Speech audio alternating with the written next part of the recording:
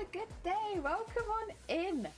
I was going to stream maybe yesterday evening, but I decided not to because it was boiling hot. So here we are instead in the morning when it's a bit cooler. Dear Flay, welcome on in. So you got into TWITCHCON AMSTERDAM? Yeah, I did. I have actually known for like 2 weeks. It's been so hard to keep it a secret because we couldn't say anything until we were announced. Let me change screen really quick as well. Also, hi, George. And hi, Shifty. Thank you for the little horn. So yeah, until the schedule went live, none of us were allowed to say anything. But because we have like group chats behind the scenes and stuff like that, we knew everybody that was in. And like within the first couple days, I'd say we knew everyone that was in. And we were all just chatting behind the scenes, like, when can we say something? But now, no, you can say something now. Thank you. Shifty. Thank you for the gesture. Who won? What do you mean who won? TWITCHCON AMSTERDAM hasn't happened yet. Dear. Right, I had done some work off stream though. You'll have seen some of it last week, but we were doing this. Look at all these. And then I got all of the small ones sequined. All the small ones sequined. Dear. Oh, Flay, exclamation mark comp. It will take you to the list. It's got it on screen. There. Exclamation mark comp. Dear Cthulhu, welcome on in. And Mick, thank you for the party. Are you winning, Jelly? No. Not really. Rambo, Jenny, well, of course, I won't. I have an idea who will win, though, and I'm very excited to see it. We like to party. We like to party. We like to party. We like to party. We like to party. Lucky we, welcome on in. The Vanguard bus is coming, and everybody's jumping. New York to San Francisco, an interstate free disco. The wheels are still are turning, and traffic lights are burning. So if you like to party, come on and move your body. Bam, bam, bam, bam, bam, bam. Oh yeah, I need to fix Nightbot. It's gonna be spamming trash today. That's okay, I'll fix it. Chaos, I'm living for it. Mick, I hope you're having a good day. Welcome on in. Thank you for the thank you for Chaos. I appreciate it. Rambo! Oh hi, how goes it, Rambo? I hope you're having a good day. So yeah, we're having a bit of a celebrate today.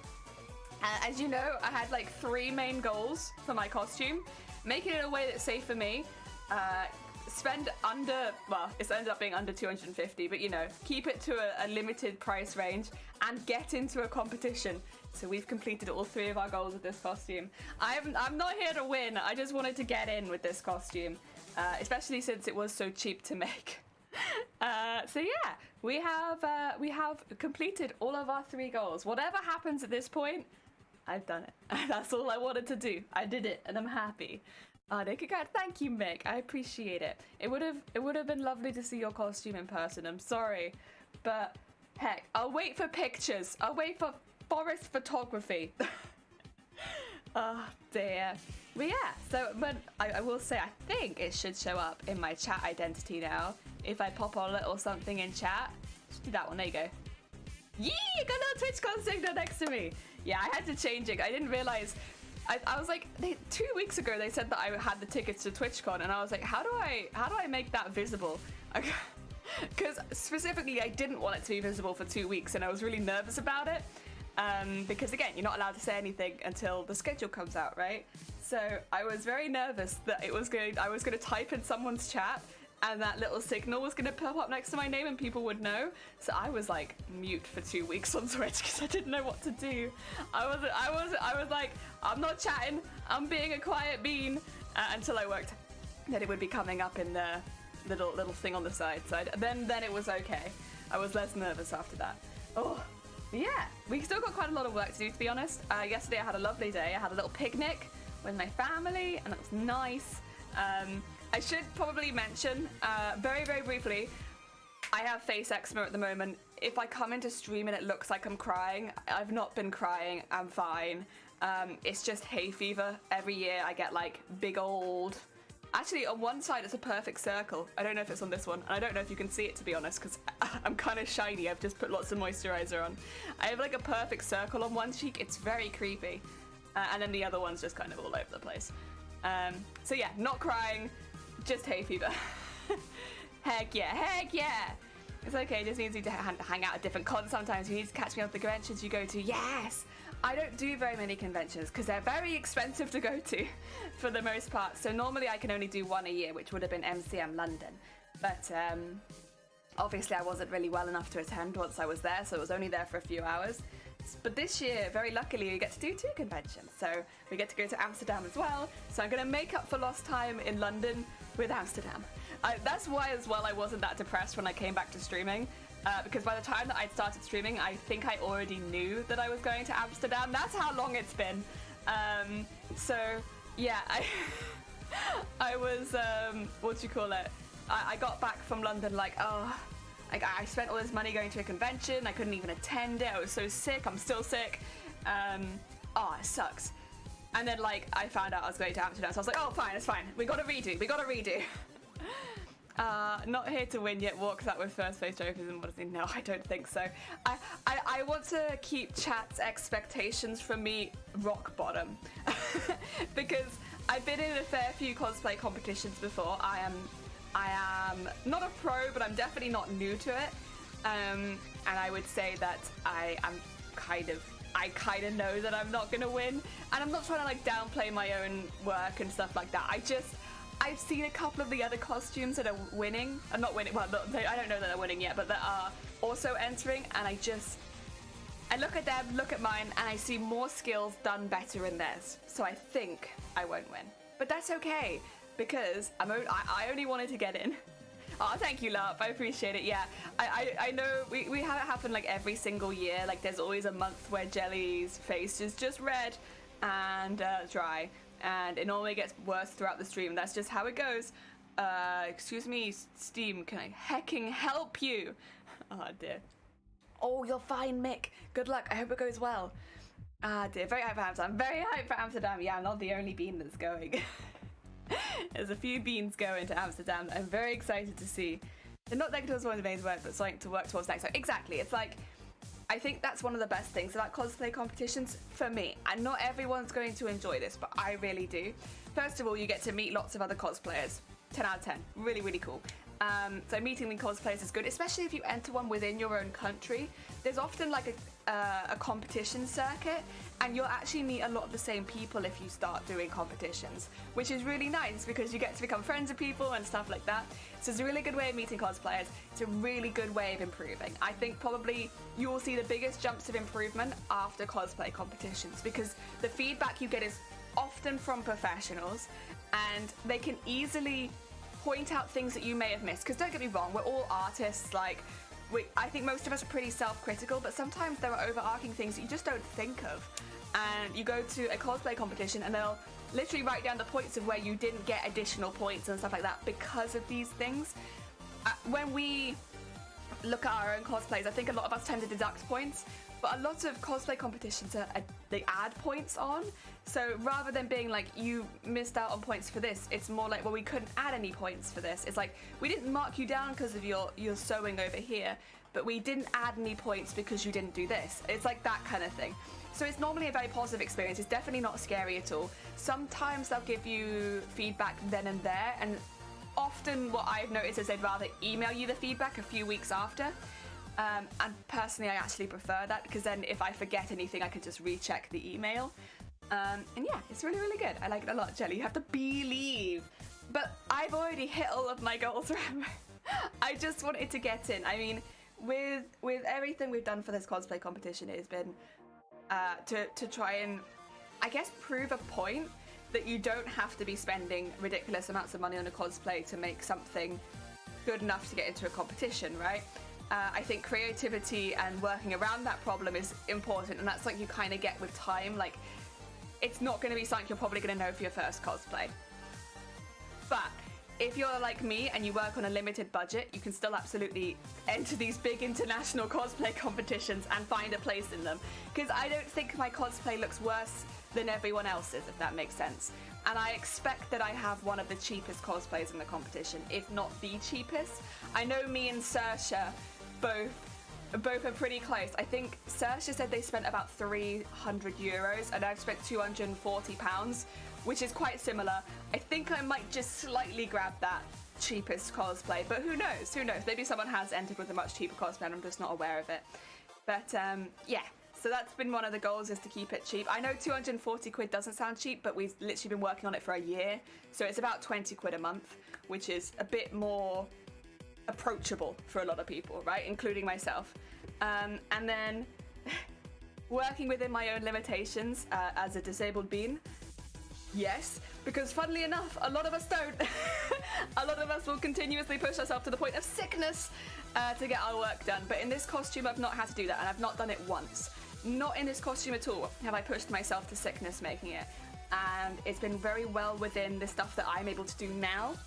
And not only that, it works functionality-wise as I'm wearing it. So that's been like a real triumph for me personally. Like, the price thing was more of a community thing, but the functionality of the cosplay was definitely for me.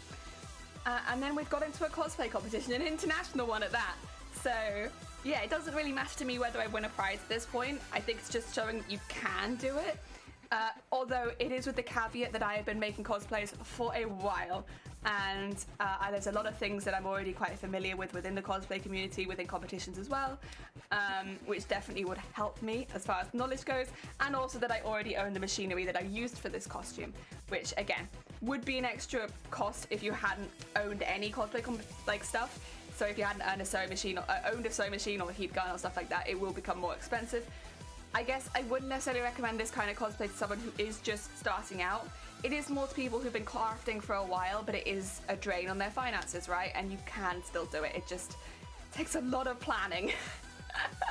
Oh, they're gone. Welcome on in. Thank you. I hope you're having a good day. Watching the journey has been amazing. Oh, thank you, Cthulhu. I heckin' appreciate it. Oh, and Wumpa, welcome on in. I hope you're having a good day, Wonka. And Real. Hello. Oh, thank you. I appreciate it. I entered with a 5 quid cosplay. That would be a great thumbnail. I entered TWITCHCON with £5. Oh dear. You seem like a little bit struck by shock for happiness today.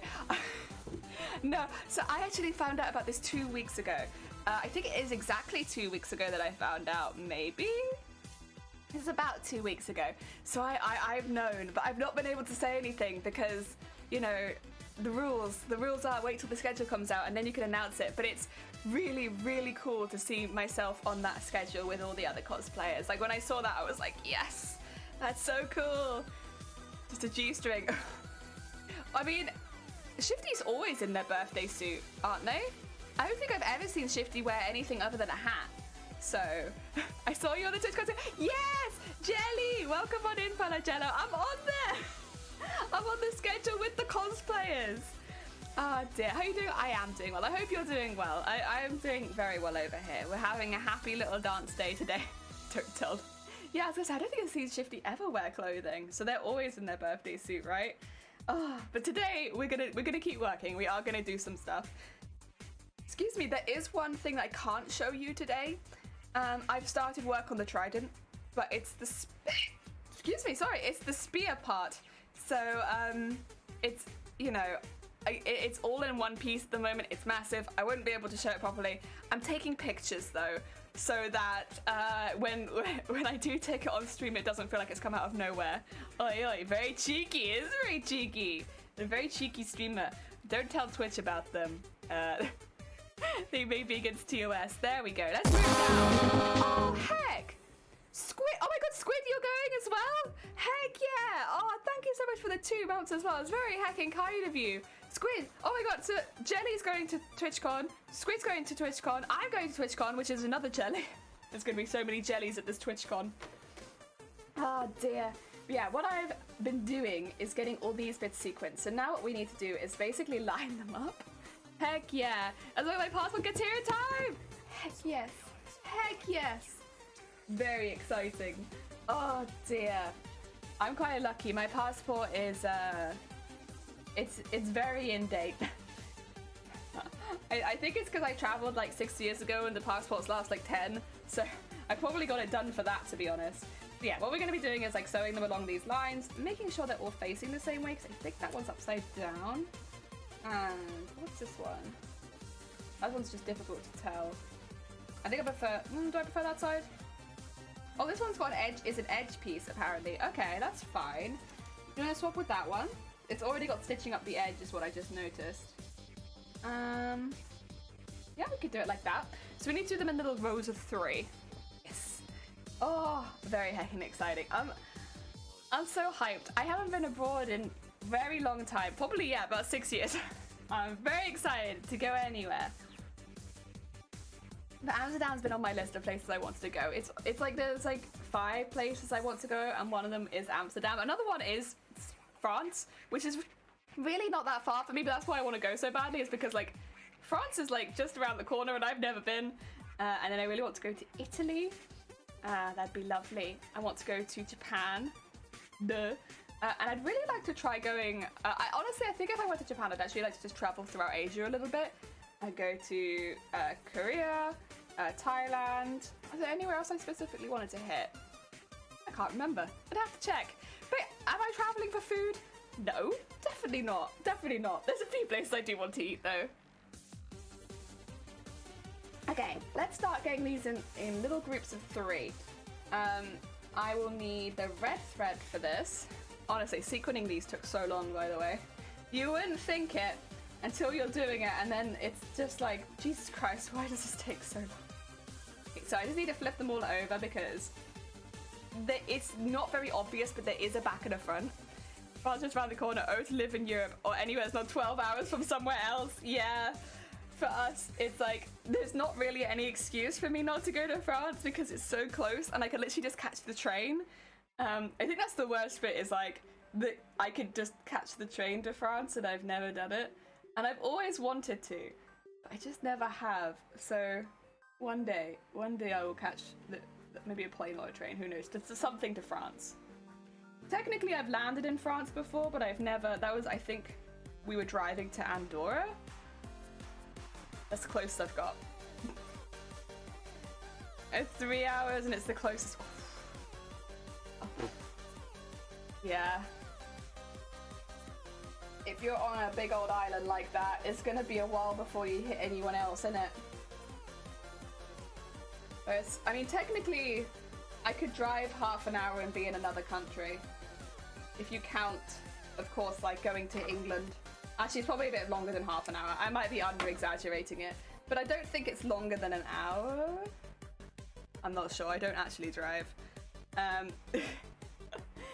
Listen, I could drive across the border and be in another country, and yes, easy. Also, if my thread's moving a lot, my bad, I got a fan on in the background because it's quite hot here at the moment, and it's not hot in this room right now, but I know as stream continues, it's going to get really warm. So I've preemptively got the fan on, just to circulate air a little bit. Half hour I can cross my country coast to coast. Oh, heck! I mean, that's still pretty cool. Right, let's have a look at how these line up. So, have I done this on stream before? I think I have. Basically just counting them and making sure they all have one to match up to, which they do until that point. But I think that'll still be fine. So the way that we do this is we make like a little ladder of thread. It's kind of like a sock stitch, but with sequins involved. For anyone who is curious about stitch types. I know we got a big audience of people that really like different stitch types here, but yeah, it's like a sock stitch, except that you go through the sequins. So what it kind of creates is like a ladder between the sequins. It's very cool. Yeah, at the narrowest point. Oh yeah, that's what you'd do, wouldn't it? If you're going cross country, you'd go at the narrowest point. You cruise very cross country at the biggest point. Why are you doing that? There we go. It's a little difficult when the thread is this long, but I prefer to do it like this because it means I have extra thread afterwards. I'll try and not pull it tight for a minute so you can kind of see what I'm talking about. I know this is a little bit fiddly for stream. This is why I think I did it off stream last time, was because I didn't think you'd be able to see what I was doing. The other thing is, when it's this long, you also have to make sure the thread's not knotting. Really awkward place for the thread to knot this would be. Actually, with that being the case, I might turn the fan off for a little bit, just because it moves my thread. And I don't want that to be the reason that, you know, I'm getting knots. We'll turn it back on a little later when we're not doing this part anymore.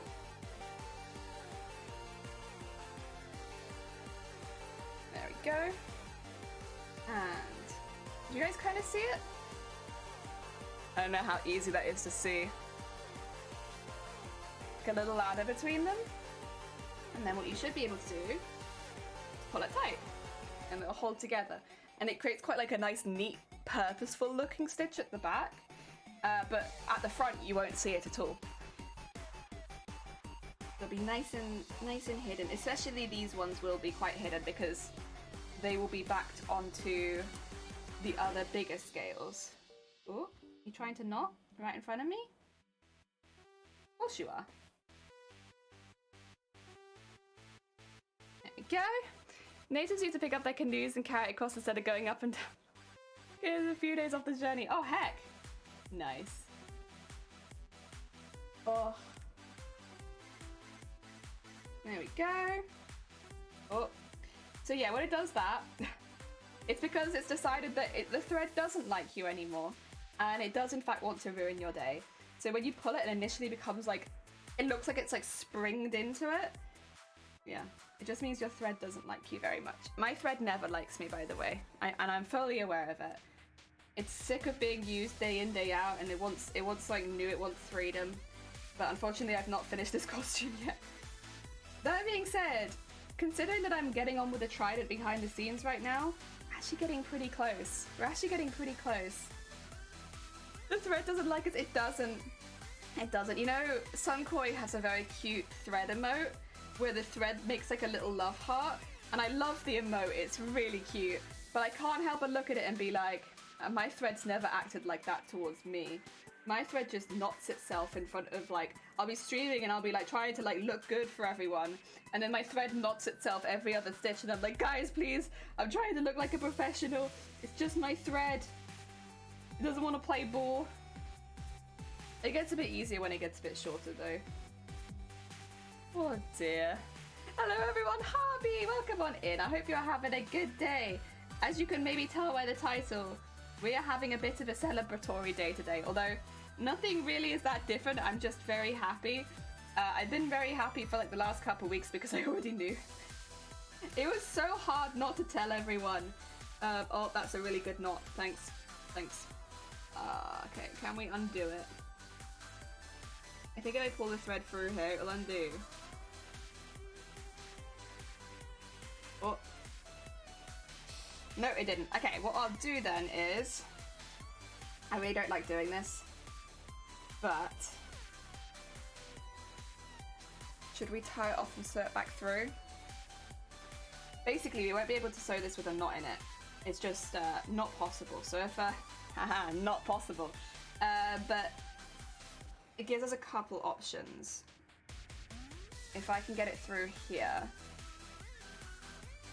But it's quite a big knot, this one, so I'm not holding my breath. No.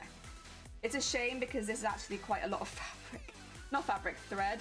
It's like knotted halfway up. This is gonna look a bit dramatic, don't worry too much about it though. So we do this. Tie them.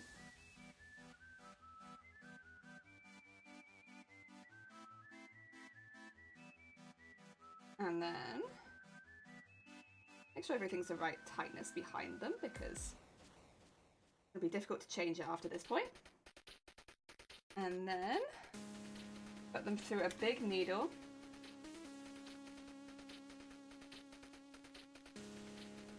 Just so I get all four through nice and easily.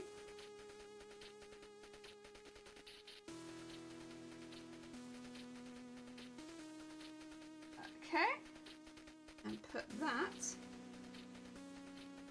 through there. And just hope that the big needle will go through the sequin. We'll see. There we go.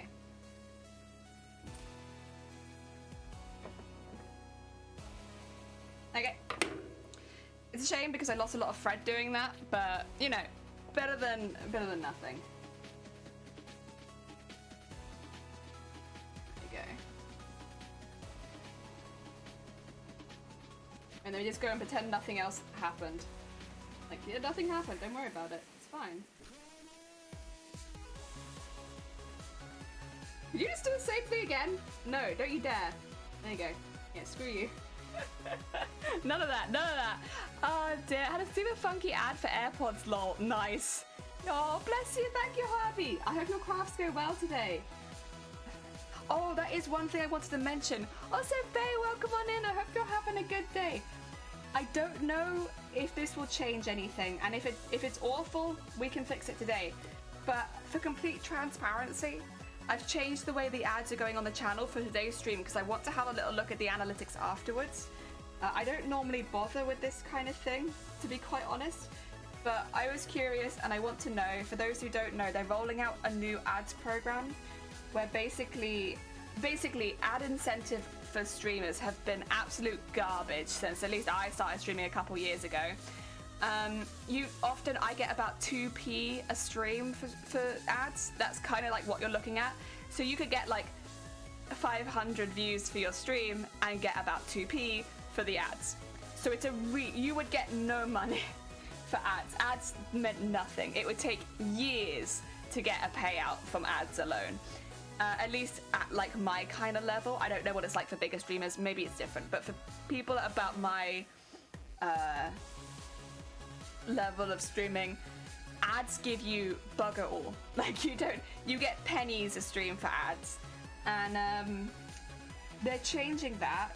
And I want to have a little look at how much it changes it, if that makes sense. So today I've got it put on their recommended settings for the new rollout, and we're gonna have a little look. If it's like absolutely awful for people watching, obviously we'll make some changes, but hopefully it's not, because from the sound of it, it means that we'd actually maybe would get paid for the adverts that run on our channel. If handles making my day great, well, I hope it gets better throughout the day for you then. Yes. Also, Vile! Hello, hello, hello, hello! Welcome on in. I hope you're having a good day.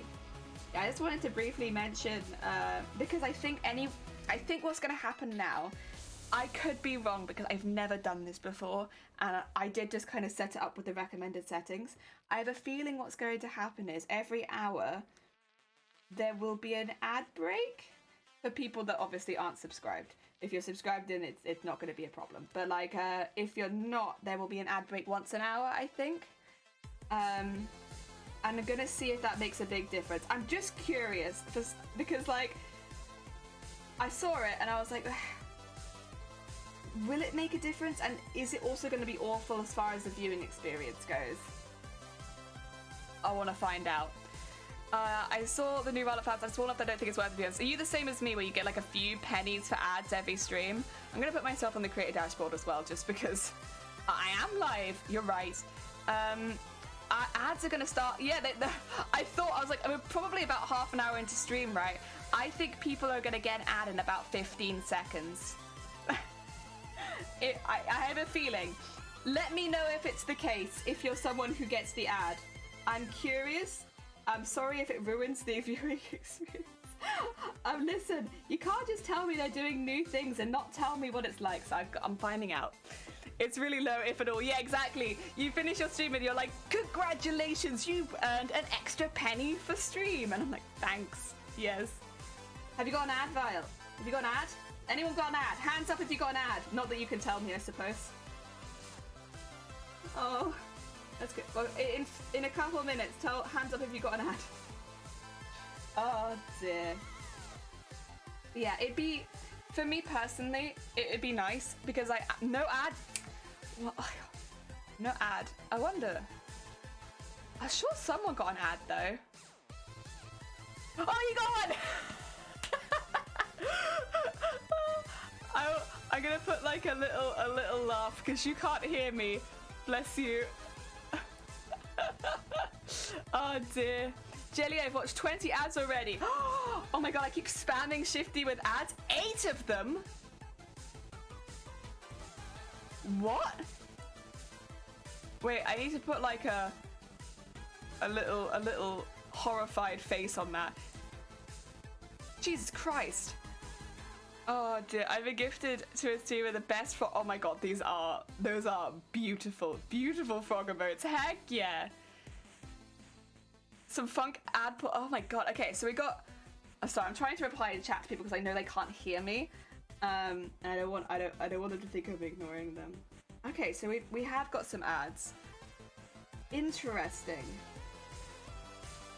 Thing is, I wonder if this ads incentive scheme kind of is actually good for smaller streamers, because assumedly, if you're like me, right, you only pull a few people anyway for your stream, right? You're just gonna put people off watching you, aren't you? I might be wrong. Maybe that's not the case, but I'd assume it would just put people off watching you because you're always running adverts. But I could be wrong. Who knows? The thing is, in my position, it'd be really nice if I don't know how to phrase this, but like, I would love to be able to do streaming full time. To be quite honest, it'd be really, really nice. But I'm nowhere near able to do that. So it's like it's not really on the cards for me as I am right now. But it doesn't mean it's not something I'd love to do in the future. So I'm wondering if it would make a big difference, because if it does, then maybe I could start trying it sooner rather than later. Thing is, I am in a reasonably good position because I'm not the main income earner in the household. I do just work part-time, and it'd be really nice to spend that time on stream stuff rather than at work, especially considering the disagreements I've had with my workplace over the last year or so. But oh yeah, it'd need to be sustainable, and I don't think at the moment it's very sustainable. Oh dear. You got a whole $1 from AdSquid? How are you pulling that? Who are you talking to behind the scenes? You got a whole $1 from ads? My god. Save ad 2 times, first in English, second in French. 10 out of 10. You know what? Can we have all my ads not in English? Oh, Twitch, different option detected. Hit them with 3 minutes of ads. Did they give me a dog food ad? I don't have a dog. Do they think I want to eat it? Does it look tasty? Does it look tasty? I've never had an animal ad. Oh, I would kind of, yeah. You made, wait, I want to have a look. How much money on ads did I make? Are we allowed to talk about this kind of stuff? I think we are, right? How do you look? It'd be on channel analytics, right? And then if I go to last month, which was May. Oh, I did earn $3. Oh no, is it? Oh god, I need my glasses for this. It'll either be 3 or 206. It might be the 206. $2 whole. Wow. Wow. Thanks, Twitch. I love my $2. Good stuff. Ah, dear. I've made 0.08 in average use since 2020. Wait, really? Oh god, that's bad. Oh, but Shifty, most of the people that watch you, I think, are subbed, right? You have a pretty high sub percentage, so that might be why. Ah, dear. They didn't even show what it looked like. They just talk about firm dog poo. We get that ad because we talk about poo so much on this channel. I'm going to say that's why. So the because I realized I'm getting less Viagra ads and more funeral. Wow. Oh. Oh. That's rude. Yeah, I think you earn a whole 55% of that. I know, right? Wow. Wow. So yeah, so I would say probably most streamers don't earn the majority of their money through ads. But yeah, it has been kind of ridiculously low for a while. I'll get back to you on whether or not this does make things better or worse. I'm gonna do like a little test and have a look at if it makes people leave stream quicker. But also, because you get those kind of statistics on like watch time and stuff like that. But also if I actually earn any money off of it, you know? We're doing a little background test on this stream at the moment. Because again, it would be lovely to be able to earn off Twitch, but it needs to be consistent for me to consider it. And obviously it'd be nice if money wasn't a factor, but like, it's the world we live in. Money is obviously a factor. It is always a factor. So yeah, we'll see. We'll see. Thing is, I think if I really wanted to go full time, I'd probably have to do things like sub goals, but I honestly can't think of anything that I could do at the end of the goal. So, because I want it to be worth it, but I can't think of anything people would actually want, so that's just me and my lack of knowledge as a streamer. Yeah, statistically the perfect streamer, exactly. Oh dear. Whereas I think for me, I don't know how much you're actually allowed to talk about your analytics. Are we good? Can I say stuff? Or am I gonna get like bonked by Twitch? I think I have an average of about 35 subscriptions a month. Between 35 and 40. Which, when you look at me comparatively to other streamers, it's going to be a lot lower, but then we also don't really push the subscriptions, so it kind of makes sense, like, there's not really that much benefit to subbing to this channel, other than maybe missing ads, and you get some dancing emotes. But mine is generally pretty low, probably because of it. I'm kind of chill with that. Until I try and make it my job, that's not really a concern. Can't get into too much, but people could do maths anyway. Okay. There you go. So I'm allowed to say like sub counts and stuff like that, right? I'm assuming that one's fine because, you know, people do it on other streams. There's like something on their stream at all times, right? Can I talk about analytics? It's easy to talk about it. Yeah, at least I showed indecision, right? Also, I have a knot in the first stitch. There you go. Bodes well. Maybe something. Oh, thank you. I appreciate it. Like, if you go to Twitch chat and see someone having average subs, you can figure it out. Wait, so you can see my subs? Heck yeah. Well, then you can go check it out yourself, I suppose. I don't even need to say. You can have sub counts on stream. Yeah, exactly. But, like, I wouldn't know what goal to set, and I wouldn't know what to do at the end of the goal anyway, to be quite honest. Like, I'd love to be able to do giveaways and stuff, but I don't really feel like I have very much to give away. Oh dear. It's one of those things, isn't it? I'm sure, listen, I've only been streaming for 2 years, so like, you know, I've got time to work stuff out. Oh wait, did it say there? A soup goal? Oh my god, the goal for soup. Oh shoot. So whose is this? Whose is this? This is just the Twitch one, right? Oh, I was gonna say, who has 1 million viewers right now? I don't think I've ever seen someone with 1 million viewers. Wait, so what do you use this for? Sorry, Violet, I'm being very ignorant. What do you use this for? Average cocoa, 2 million? Hoopst. Maybe I should read chat, I'm sorry. Oh, no. You can check on streamers. Oh, so you could look up specific people. So I could say, look up Shifty Book and stalk them. I'm gonna do it. Don't worry, Shifty, I won't say any of it aloud.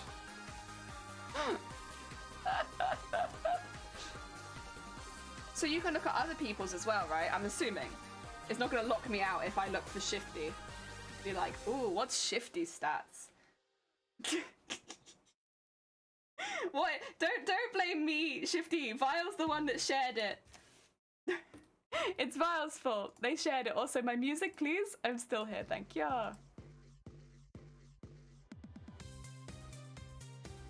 There you go.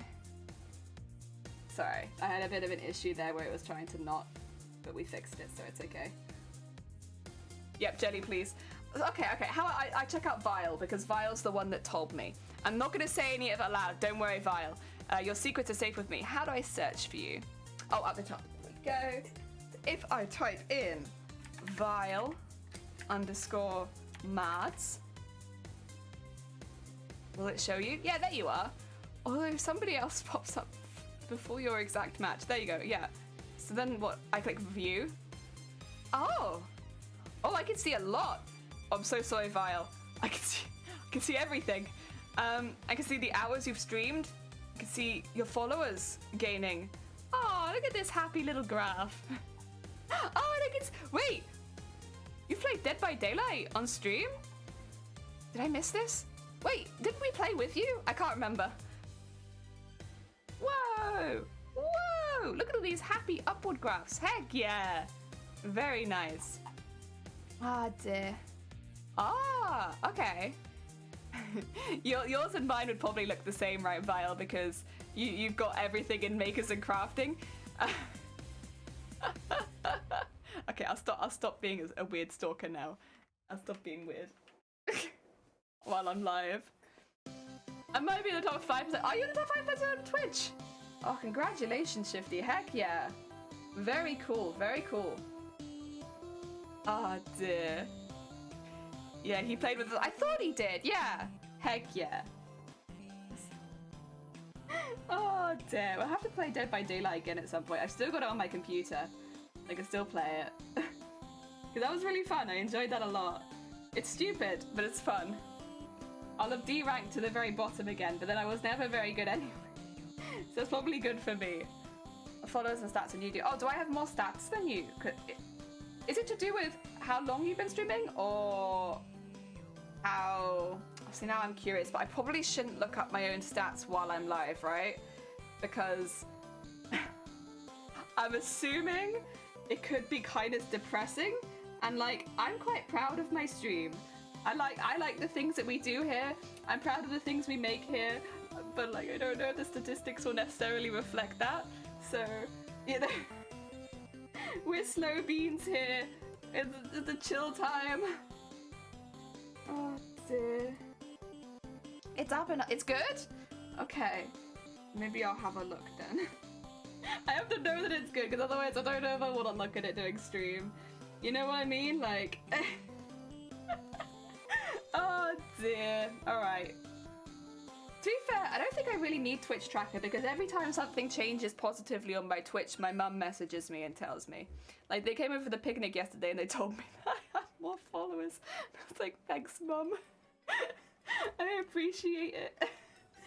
So, I feel like Twitch tracker, not quite as good as my mum, who tells me instantly if I have any hike in viewership or, what do you call it? Viewership or follow count.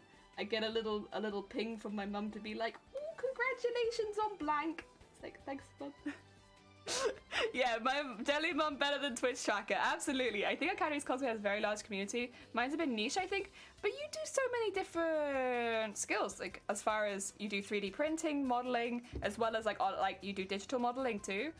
To be fair though, Vile, because you do digital modeling, could you do that in the art category to diversify the pool of like what the people that would maybe find you? Since you could always do the makers and crafting in, I accidentally clicked the Mateus link, I didn't need that. You can, what do you call it? I mean, I guess just a suggestion, at the end of the day you have to do what makes you happy. But I feel like you could be in many different categories depending on what you're doing. Oh dear. Unfortunately, I'm always sewing, so.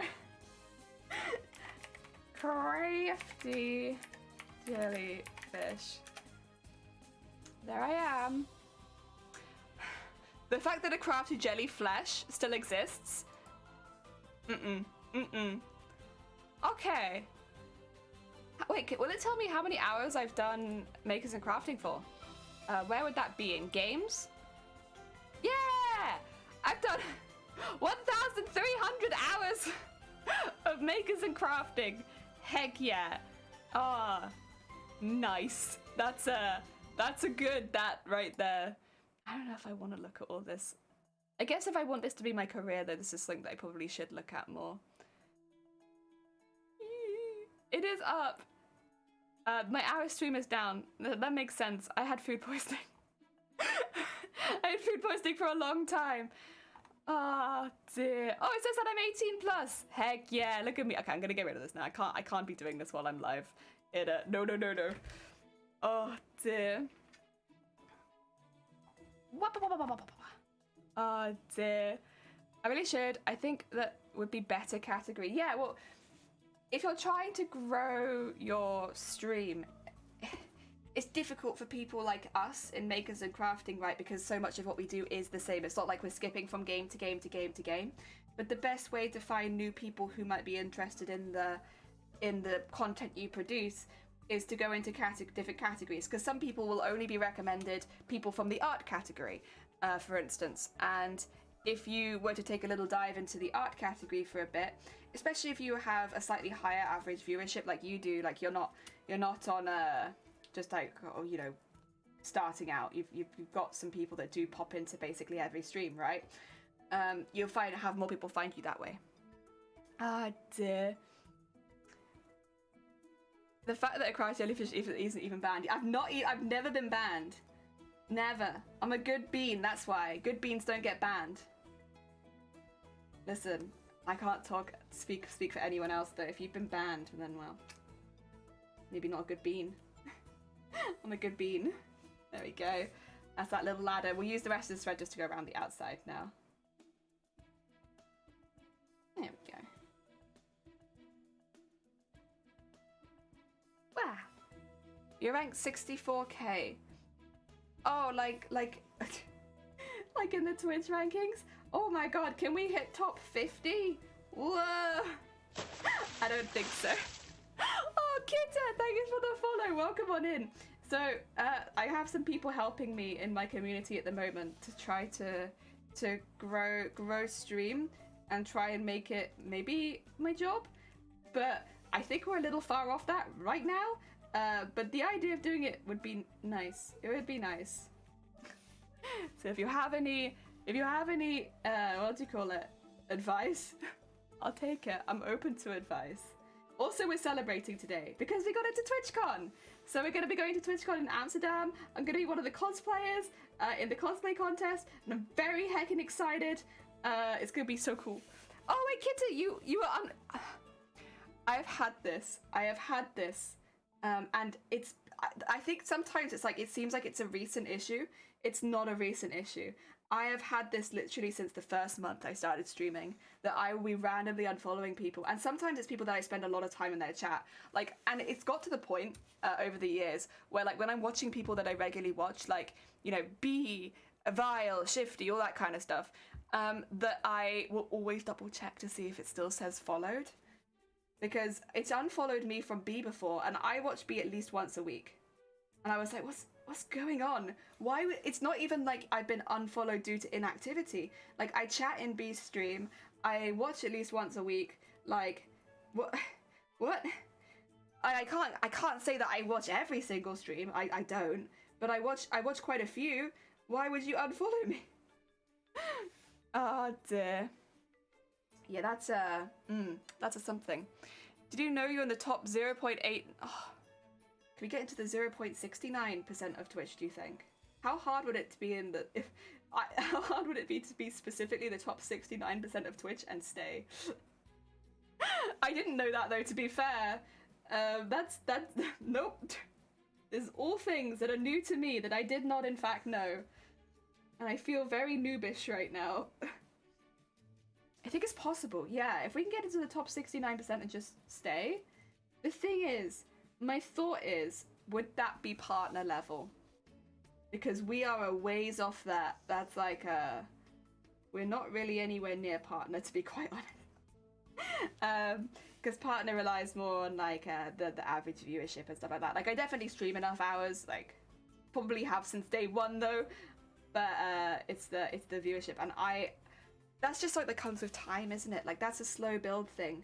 Unless you're very lucky or you're very, very talented, maybe. I think for the most part it's just, or I guess actually if you've come across with followers from another platform as well, that would probably help. But if you're starting on Twitch, it's just like a slow build. Build, welcome on in. I hope you're having a good day. Welcome. We're having a little chat about things we could do to try and go full time on Twitch. But also we're celebrating getting into TWITCHCON. We're talking about a lot of positive things, and if you have any advice, I am a sponge today for advice. Because to be quite honest, like, the work that I'm doing with my hands is not difficult work, so I don't really need to think about it too much. Oh dear. I only top 2. Wait, that's still really high, Vile. What are you talking about, Vile? The top 2% of Twitch? That's ridiculous. Do not downplay that. That's high. That's very, very high. It means 98% of Twitch does not do as well as you. Like, flip that. I don't care about the stats. They're just interesting to see if you don't ever look at them. Yeah, I guess I'd have to have a proper look at them because it's not really something that I've delved into outside of like the ones on Twitch anyway. Not really something I've delved into outside of that. And again, if you're looking to go full time, yeah, that's probably good advice to start actually keeping an eye on that kind of thing. You got, hello again, Red, hello, I hope you're having a good day, welcome, welcome. And you got it. I did, yeah, so I'm actually in the larger than life category. So I moved categories very quickly. Of course, they got in contact, let the people know who got in, that they got in. And then I think within like the day or a couple days, they asked, how would you feel about moving to the larger than life category? Can you send me some measurements for your cosplay? And we'll see if you fit well into there. And I was like, you know what, as long as I get in, I genuinely do not care what category I'm in. You could put me in SFX for all I care, and I just want to get in. And so I moved across to larger than life, and then I had to keep it a secret for like 2 weeks. So hard, but it's all right. Ozzy Creates, welcome on in. Doing a work and luck, thank you so much. I hope that it goes well. At least in the US, register as a sole proprietorship, then write off all expenses. Is that something we have over here? I think over here it's becoming self-employed, right? Which you have to be earning consistent money for like 3 years, so it's kind of a pain. I'm Googling the word. Oh, become a business, is it? Oh, yeah. Okay, I get you. Become business, yes. Which one did you apply for? I applied for the sewing category. Because as you can see, the majority of the costume is sewn. But also the costume is, like, pretty big. I think the wings are the largest. I can't remember what measurement I gave there, whether it was 1.2 meters away from my body, I think. And you only have to be a foot away from the body to count as a larger than life build. So I get it. Absolutely, I get it. And I think it's fine, honestly. I always kind of said I don't really care what category I get into. As long as I'm in the competition, I'm happy. And I'm sticking with that. Self-employed, and yes, you can do that. Okay, right. In the US, you're allowed to have a failing business for like 5 years and still write off your expenses. Okay, so I should become a business. Ooh. Okay, that's good advice. Thank you. Okay, I'll keep that one in the front of my head. God. Oh dear. Now Twitch is really the only income I make. I can technically write off any and all things that I buy for stream now. Wait, actually? Wait, how does... Okay, sorry. Big noob here. How does writing off things work? Like, who pays for it? If it's your own business and you write it off, surely that you still pay for it, right? Because it's your business? Or am I being like an absolute idiot? Because I'll take that. Luna, welcome on in. I hope you're doing well. We're having a bit of a celebration on stream today, but also like cracking on with work. We got stuff to do. These last 2 weeks when I told you we didn't have a deadline, I was lying. We do have a deadline. Only full-time Twitcher that I know personally had built an okay following from YouTube, so I don't have much advice other than just stick with the things, and many people have Discord for their fans as well as patrons. Oh, okay. What could I give away on a Patreon though that'd be different? I'm not sure. I think this comes down to, like, I don't think I currently really have anything to give.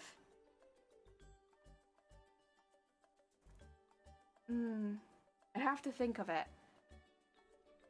You look, a write-off means you pay no tax on it, but it can be used for business. Okay, so you still buy it, but you don't pay the tax, is it? That would be very handy. Very, very handy. Oh, I just started a company, and while I don't know everything, I know some. If you need any advice on self-employed for Twitch, let me know. Thank you, Cthulhu. That's very heckin' kind of you. Okay, so we have like a minor expert in chat then. That's always handy, having someone who knows. Okay. Oh dear, you look at taxes based on your income, you then list expenses and they don't pay their taxes. Okay. Yeah, don't get me wrong. It's Twitch. You have to oversimplify these things. So yeah, don't worry about that. Okay.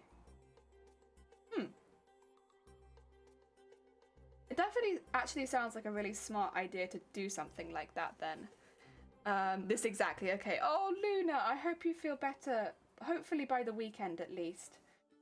Oh dear. Easy manageable for you too. Okay, it's a good idea to start a certified public account to employ... Oh. So this is going to be the difficult part of employing anyone right now is basically... I can't do that. That's... No way. I am the lowest of the low income. That's why for me it'd be pretty easy to switch full-time to Twitch comparatively to others because I basically earn no money. So going from no money to no money is not too much of a big problem. Yeah. Good to employ. Oh dear. Starting a company has been a massive learning curve, and I'm more than happy to share the knowledge. Oh, bless you. It's very heckin' sweet. Thank you. Oh dear. Right, get that down there. Yeah, so I guess if you want a bit of background, I won't be able to employ anyone. I earn a few hundred a month. Not off Twitch, just in general. And if I was to leave that job, I'm my income low, like you can kind of do the maths, but if I normally get a payout each month, but sometimes I don't. It depends month to month. It's very up and down. Yeah. Oh yeah. You travel for a con tomorrow? Ooh. Heckin' fingers crossed. It's not fun to have to get through the whole thing on just adrenaline alone, if even that. So yeah, fingers crossed. I hope it gets better for you so you can enjoy the con. Me and Teacot pay for someone to do our taxes now since we own a house. They're able to give me insight as to what I can write off. Oh, that's smart. Ah. It'll be a while before I can employ someone. Oh dear. If in the future, that would probably be a good thing to do. Oh yeah, there we go. I'm gonna see how far I can get down this one. It'd be great if I could go the whole way down, because then I think that's the whole thing done. Yeah. Oh dear.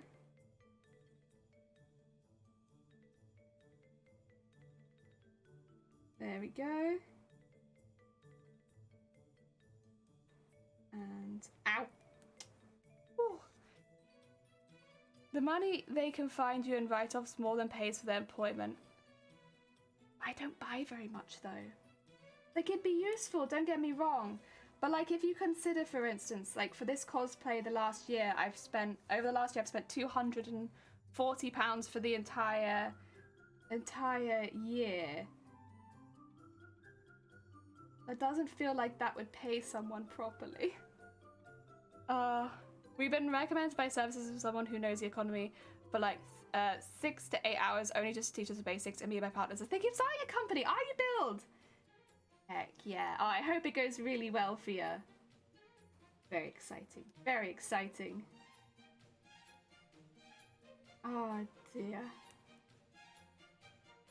Oh, Messenger! Wait, you're going to Amsterdam too, aren't you? Yes! Can't wait to see you, and thank you so much. Oh, I'm so happy because there's so many people I want to meet. Like I get to meet you. Hopefully to meet Bear and all the other cosplayers who are taking part. Very heckin' exciting. Very heckin' exciting. Oh dear.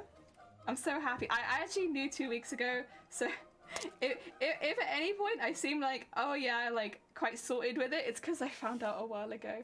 But yeah, I'm still very, very excited. It's going to be really fun. I've never been to a TWITCHCON before. I can only imagine it's going to be a really fun time. Yes. Sorry, I just need to open that up. I saw the itinerary and I got so excited when you and Sun, yes, Suncoin and Hot Armories as well, who is another British costume streamer. So we got a few of us. That being said, we are dwarfed in comparison to the French entries. My God, there are like 6 people from France joining. They have some heckin' talented cosplayers over there. Jesus. There we go. That's one. Just a few more to go. Oh, thank you for the egg, Scott. Welcome on in. We need the first con for me too. Heck yes. Really hope I just go to Twitch on San Diego. Still need to get tickets. They're quite expensive. But I guess the travel and the hotels and stuff like that are probably worse. We're quite lucky with the cosplay competition. If you get in via the competition, they basically pay for you to go, which is why for me it was the only way that I could go. They give you the free tickets and they give you the money to travel and get a hotel. You can do things like give yourself a reasonable income for your time and write that off, especially if you can't afford to make your own payroll. Then your expenses are far more than 200. Oh, I see. Wow, yeah, that's why we've been really pushing for TWITCHCON. Well, first of all, because I literally stream all of my costumes, but also because financially it's very doable for us. So you get, and also they pay more for people who are going with larger than life. So what I got to go is I got my ticket and helper tickets. So we got multiple tickets that were free. So even on tickets alone, it's like €300, right, that they gave me. And on top of the €300, I got €2,500 to go to Amsterdam and book a hotel. Again, larger than life, get extra money towards it because you do have to pay extra just to transport your luggage and everything like that, because I have a lot of stuff to take with me. So it is a little bit more difficult to move with it, but it means that I can get there. I only got free tickets for running panels. Aww, that's no fun. I already got a hotel booked and I can either get a cheap flight or drive if necessary. It's good to have options though, to be fair. I was quite lucky that someone from my community was generous, got tickets for me. I'm like, oh, bless you. That's so nice. Oh, you already got an Airbnb since we were all celebrating our 10-year anniversary. Oh, dear. I can recommend Fantasy Bazaar in Switzerland. It's always in May. I can only afford... listen, if they pay me to go, then I can afford to go. But otherwise, we can't do conventions without financial assistance in this household. But that's okay, because you know what? We got it. We got it, so it's all good. Right, next. Ooh. Just to check as well, does any of these have their sides done? I don't think so. That one's quite tall, you see. Let's swap it out with that one. That goes quite small on that end, though. Do we have a small little one anywhere? Or one that can maybe match up to this one? Sorry, I'm just trying to get the sides that kind of match. That looks kind of good. Yeah, sure, we'll do those three. And I think I want to flip this over. That's okay. We want it on this side. That's all right. Ah, dear. That's going to cancel timeout. I need those options. Exactly, yeah. I'm glad they're doing that because you'll have to take so much stuff, plus they want you to perform right, so it's fair, I feel. Yeah, it's kind of unusual, to be honest. I've done cosplay competitions for a while, and I don't think even in the UK ones they'll give you tickets if you get in. So getting tickets and the accommodation and everything like that, it is really good. That's why in the last like 5 months I've been encouraging any cosplayers to at the very least enter TWITCHCON, because worst comes to worst, you don't get in. But if you do get in, you haven't lost, you don't lose anything either way. Like, either you've made a costume good, or you've made a costume and you get at least $1.5 grand and free tickets. So it's $1.5 grand for the other 3 categories, $2.5 grand for larger than life because of the extra luggage and all that kind of stuff. Ah, dear. At one con, I got a lanyard with my name, and that I was in the shows. It was weird. I could go everywhere at the con without being stopped. That's kind of cool. Oh dear, I like that. I saw the Kamoi. Yeah, I know. Kamoi's one of the judges. I'm so excited. I have her books. I love her. She's such an OG in the cosplay community. I'm so excited. I never thought I'd ever get to meet her, to be fair. So I'm very, very... Not only am I meeting her, I'm being judged by her. Oh dear. Heck yeah. I was doing panels that involved multiple full head casts and more, and I was close to renting a trailer or pickup. Oh god. It's like, yeah, I feel it. It's like a 10-hour drive, but it's really not that bad. I mean, if it's not a bad drive, I suppose. It's a lot... Well, first of all, it's safer, because you'll only be in the car with the, people you know.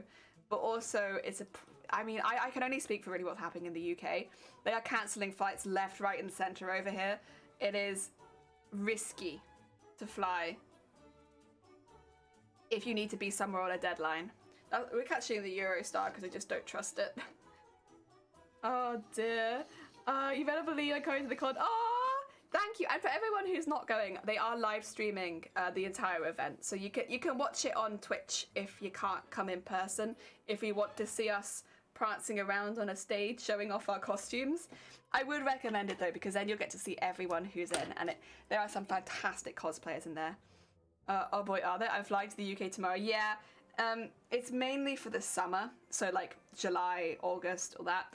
But they've been warning everybody to avoid flying unless you have to, because they're having to basically stop so many of the flights. It's been in the news for days now, like... flights being cancelled left, right, and centre. Try not to book during the summer. So it'd probably be alright if you're flying tomorrow, but if you were going to, say, TWITCHCON in July, it's a bit of a risk.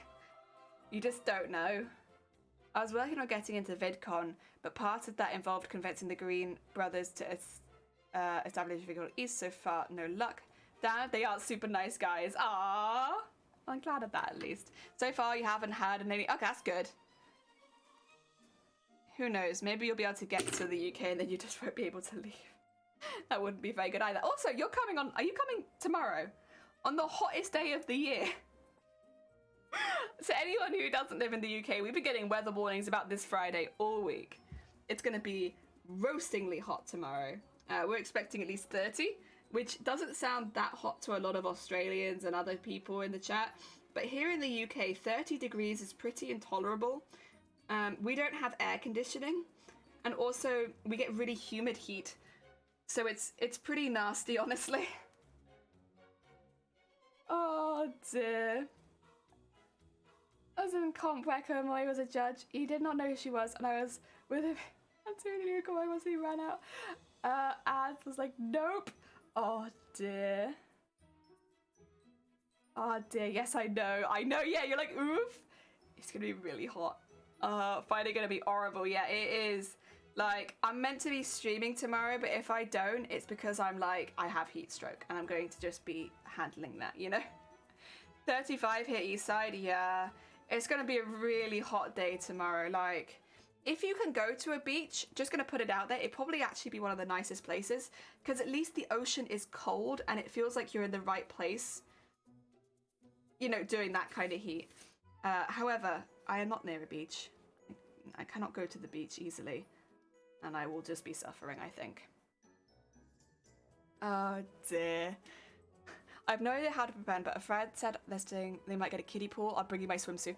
Yeah, like, just having some cold water to sit in for a bit's quite nice. That'll do you, I think. I got a chance to paint my pegboards. Oh, really nice. But then I got sunburn on my... Oh, no, vile. I'm glad you managed to paint them, though. I saw the design you were planning on your stream the other day, and it looks really hecking cool. Very circuit boardy, but very cool. I feel like it fits the theme of the stuff that you do. Very on theme. Ah, dear. We have 30 right now. We're not too bad here right now, but we're getting there. Oh, dear. Also, apparently my room is under the roof. Oh, God. That's kind of what it's like in here. Rain and be around 15 degrees. Well, lucky you, Luna. Lucky you. That sucks not being by a beach. Picks you up and takes you to Barry. Please take me to Barry. I need to go, or anywhere, honestly, any of them. There's nice beach. Well, I just need to sit in the water. I like Barry. Barry gets jellyfish sometimes. It's very cute. They also have some good ice cream places, but it gets very busy at Barry, to be fair. Although on a Friday, it depends whether or not they pull the kids out of school, I suppose. Ah, dear. It was the UK 2002, the chocolatiers at Harrods in London were freaking out. They were like, everything is melting, name any price. America's like, we beg for weather like this. I don't envy you. Oh, yeah, I wish it was not this. 27 for me today later on. I don't know if I really want to check. The thing is as well, it's always, we did test this last year. It's always about 5 degrees hotter in this room than any other room in the house because we get so much direct sunlight. Let me have a look at the full forecast then. Go on. Yeah, we're going to 26. Which means it'll feel like 31 in this room. Ugh. No. No. Testing, welcome in. I got in. Yeah, thank you, Testing. We're going to be competing at Amsterdam next month. I'm very excited. 43. No. When it's over 20, I can play it the same. Honestly, me too. 20 is my limit. I'm excited to get them completed. I want to do one more coat of paint to make them really pop and then take them off for details and then seal them in top coat. I'm taking this very seriously. Well, you got to because it's going to be on display in your room and you want it to make you happy, right? Understandable. Oh dear. I'm very hesitant on whether to stream tomorrow because I need to go to work on Saturday. And I have a feeling if I overheat, then I'm not gonna screw it. I'm gonna have a migraine and get stuck at home. But I got so much work to do, and all my craft supplies are in this room, and most of them don't move like the sewing machine. Ugh. Maybe we can stream in the morning and just like once it hits afternoon, dip. Getting used. I don't want to paint. Oh, true. Yeah, that's true. Make sure you do lots of heckin' finishing varnish coats. Heck yeah. You don't want scratches. Go. It feels like a very dramatic movement when the thread is this long because I have to pull my arm like the whole way back to do it. Very dramatic. Go. So you drink so much water and take care of yourself. I imagine having the PC running makes it hotter. Luckily, my PC actually runs pretty cold. It's not too bad. My sewing machine gets hotter than my PC. It's just the constant sun this room gets. In the mornings, it's not quite so bad, but once it hits midday, it's non-stop until the sun goes down.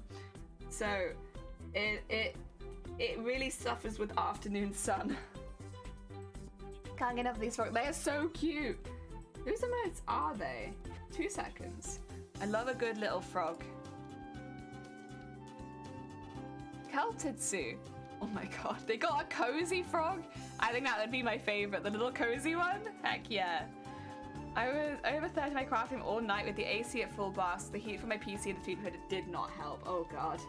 That's the thing the UK doesn't have. Air conditioning.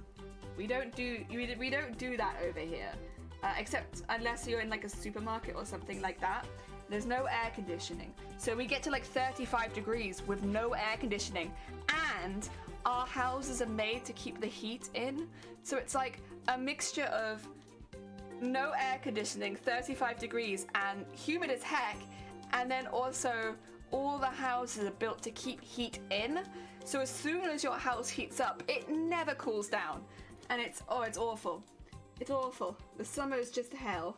Like, again, that's why it's like, if you can get to a beach, yes, it's outside and in the sun, but it's honestly the best place to be.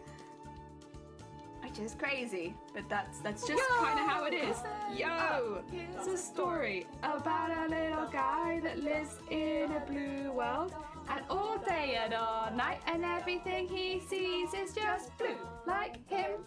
Inside and outside, blue his house with a blue little window and a blue Corvette, and everything is blue for him and himself and everybody around, 'cause he ain't got nobody to listen to.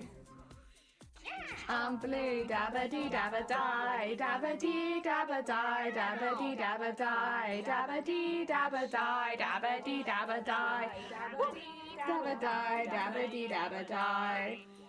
I'm blue, dabba dee dabba die, dabba dee dabba die, dabba dee dabba die, dabba dee dabba die, dabba dee dabba die, dabba dee dabba die, dabba dee dabba die. Oh, hi Techno, welcome on in. I hope you're having a good day. Oh, bless you. Thank you, thank you. Also, the UK has often badly insulated walls, so it doesn't get super hot, so of course it's even worse. I feel it's okay. You know what? I've grown up my whole life in the UK, and we are kind of used to it. I used to live in a loft room as well, which was, you can imagine. It's always the hottest and coldest room in the house. But, yeah, we are okay. AC says most of the US would probably be uninhabitable. I thought they say I would beat up a guy. Oh, I got a gob interview! Congratulations, Build. Heck yeah, I hope it goes well. Someone say bless. Oh, Cyprus, welcome on in. Oh my god, look at that heckin' cute bean.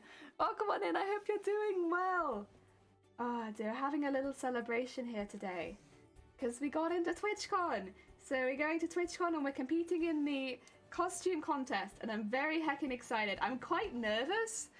Not so much I'm nervous, I guess, to meet everyone, because I don't want to give like a bad first impression or anything like that, but I'm very excited to compete and to see everybody's cosplays and stuff like that, and I don't want to make a bad impression with the other cosplayers.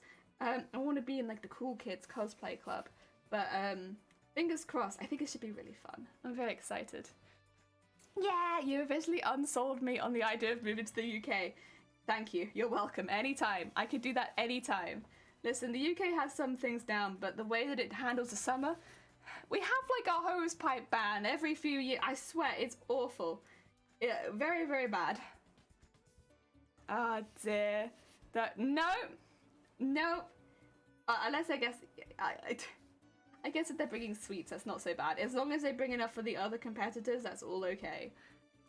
Don't be nervous. I'm sure people can like feel this. If you talk to somebody for a long time online and then you meet them in person, it's just like that kind of nerves, honestly, where it's like everyone's been really, really lovely, and I can't imagine like having a bad experience with anyone.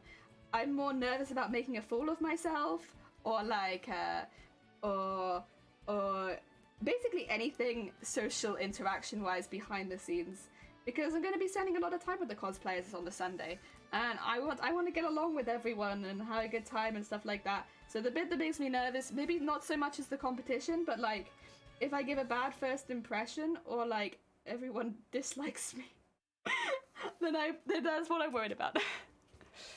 Oh dear. Street waffles do be the best treat. Heck yeah. Fun fact, Brett never seen the sun. We never see the sun until the sun literally comes on holiday and just stays here, and it's like way too close and it's way too hot.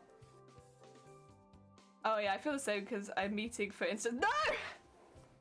No, I feel the same about meeting you. I'm basically meeting anyone at TWITCHCON. If someone comes up to TWITCHCON and knows me already, I'll be like, oh. What I should say is if I do meet you at TWITCHCON, mainly on the Sunday. The other day I don't have an excuse.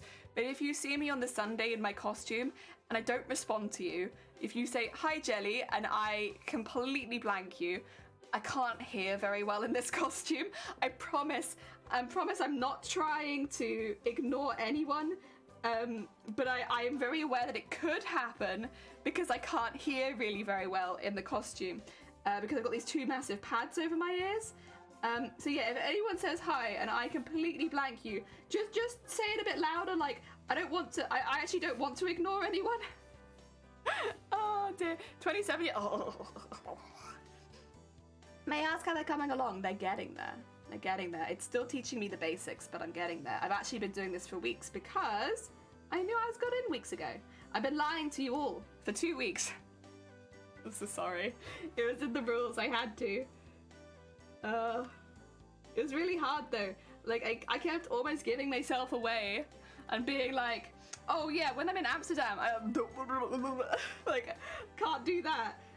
I kept almost saying things. Like, I think a few times I said, when I'm in Amsterdam, oh wait, no, if I'm in Amsterdam. I couldn't tell you that I was already in. I've decided to make a Harley Quinn? Oh, really? Oh, what? Okay, first of all, what style of Harley? From which, is it going to be an original design? Or is it going to be, what do you call it? One of, like, because there's been so many versions of Harley. What version? Is it original? How are you doing it? No worries about that, yeah. One of the things that got me into Twitch is that the meetups and collaborations is actually so positive and low drama. I'm often really worried that it might fall apart. I love when everyone's really nice to each other. Yeah, I really hope. I mean, the thing is, with the cosplayers that have entered TwitchCon, a lot of us have been talking behind the scenes, right? Like, we've been chatting, we've ate into each other sometimes, like, our communities have definitely met a bit. So I feel like everyone is nice. It's more on me to not be an idiot and make a bad first impression. So yes, that's what it's on. Lies and deception. There were so many lies and deceptions, but I had to techno, because otherwise I might have got disqualified from the competition.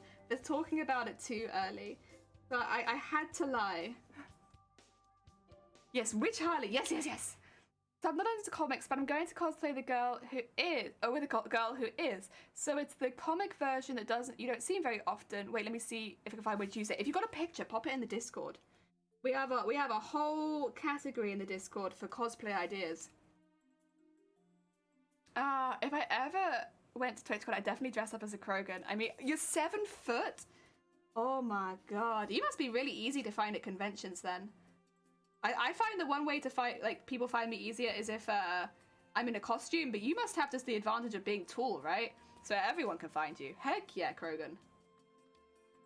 That'd be really heckin' cool. Also, I hope you're having a good day. Welcome on in.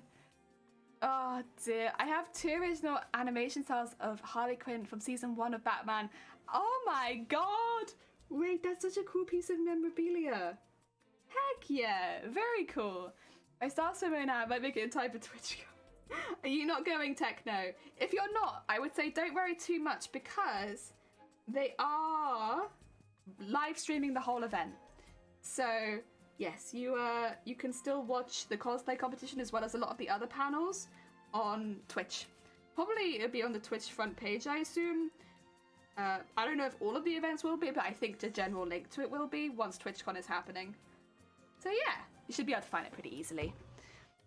I thought I was taller than 6'5". Yeah, when you hit 7 foot, that's a different... But for cosplay, it'd look amazing. Oh, I do have to be careful because I'm wearing a dress and I don't want to flash stream. That'd be a great way to get disqualified immediately, but it's also already getting quite hot. So... we'll go as long as we can hold out. Taller than Master Chief. Really? Oh my god. You must have so many interesting cosplays you can do with that kind of height, right? Oh, I'm very jealous, honestly. I want that kind of height for cosplay. I could do so many cool tall women costumes and just pull it off because of my height. Oh dear. Quite far from the Netherlands. Fair. Oh dear. So you're not taking part. That's fair. But you can still watch it. They've got the schedule up as well on the TWITCHCON website, so you can kind of see if there's any panels that would interest you as well over the weekend. I'm 5'6". Me too, Vile. Me too. Nothing wrong with that. It's a good height. The best height, some might even say. That's someone being me. Biased. You do Master Chief. Heck yeah. Well, you could do, like, lots of them. Like, isn't there a person in God of War, maybe the main character, that's, like, really, really tall? That'd be a good one as well. There we go. As you take stage... No, I don't think that I will. Okay, I'm trying really hard to break my own needle, actually. And I've succeeded. Round of applause for me. No, I'm trying really hard to temper people's expectations, Techno. The reason being, I don't want to be a toxic fan-based streamer. Basically, if I win, amazing, fantastic. If I win anything, fantastic. I don't want to see things like I've seen elsewhere, where basically a community will put down another person because they didn't win, by basically complimenting the winner, if that makes sense. There are specific things that I really want to avoid. Things like, you were clearly the best person there. Like, none of the other people, could even touch you. And if I don't win, I don't want to hear people saying, you should have won because you were the best. Or you should have taken that. I thought you were better than the others. Because it's really toxic. Also, Swift, thank you for the follow. That's very kind of you.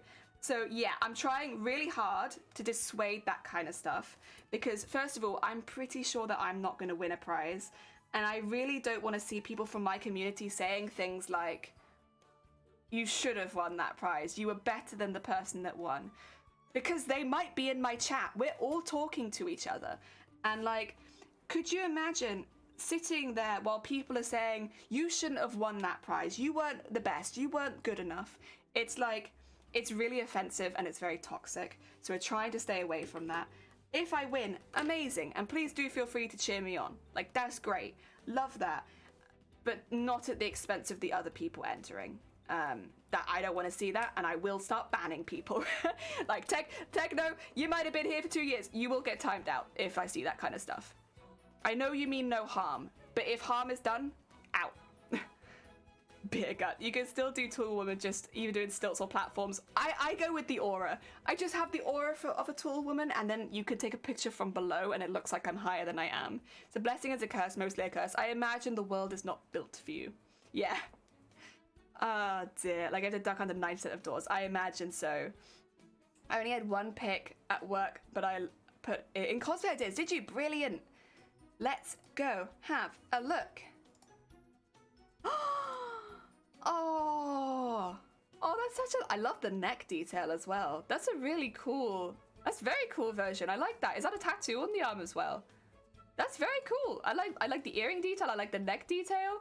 Also, yeah, that's cool. Preach. Yeah, it's just comes with cosplay competitions if you have people that follow you and you do see it, and I don't think any cosplayer likes it. I think everyone hates it universally, because it's most of the time, even if you don't start out as friends, everyone kind of ends up being friends in these cosplay competitions. So watching people say things rude about my friends, yeah, it doesn't sit well with me. Only positive. Let's go. Last call, my friend didn't win. Super sad, but I'm also happy for the winners. This is the thing. It's like, you can cheer people on without putting other people down, and it's not difficult. So from this point forwards, especially now that you guys know that I'm in, I'll be taking quite a harsh stance on it, because I know other people that are entered hang out in this stream, and it's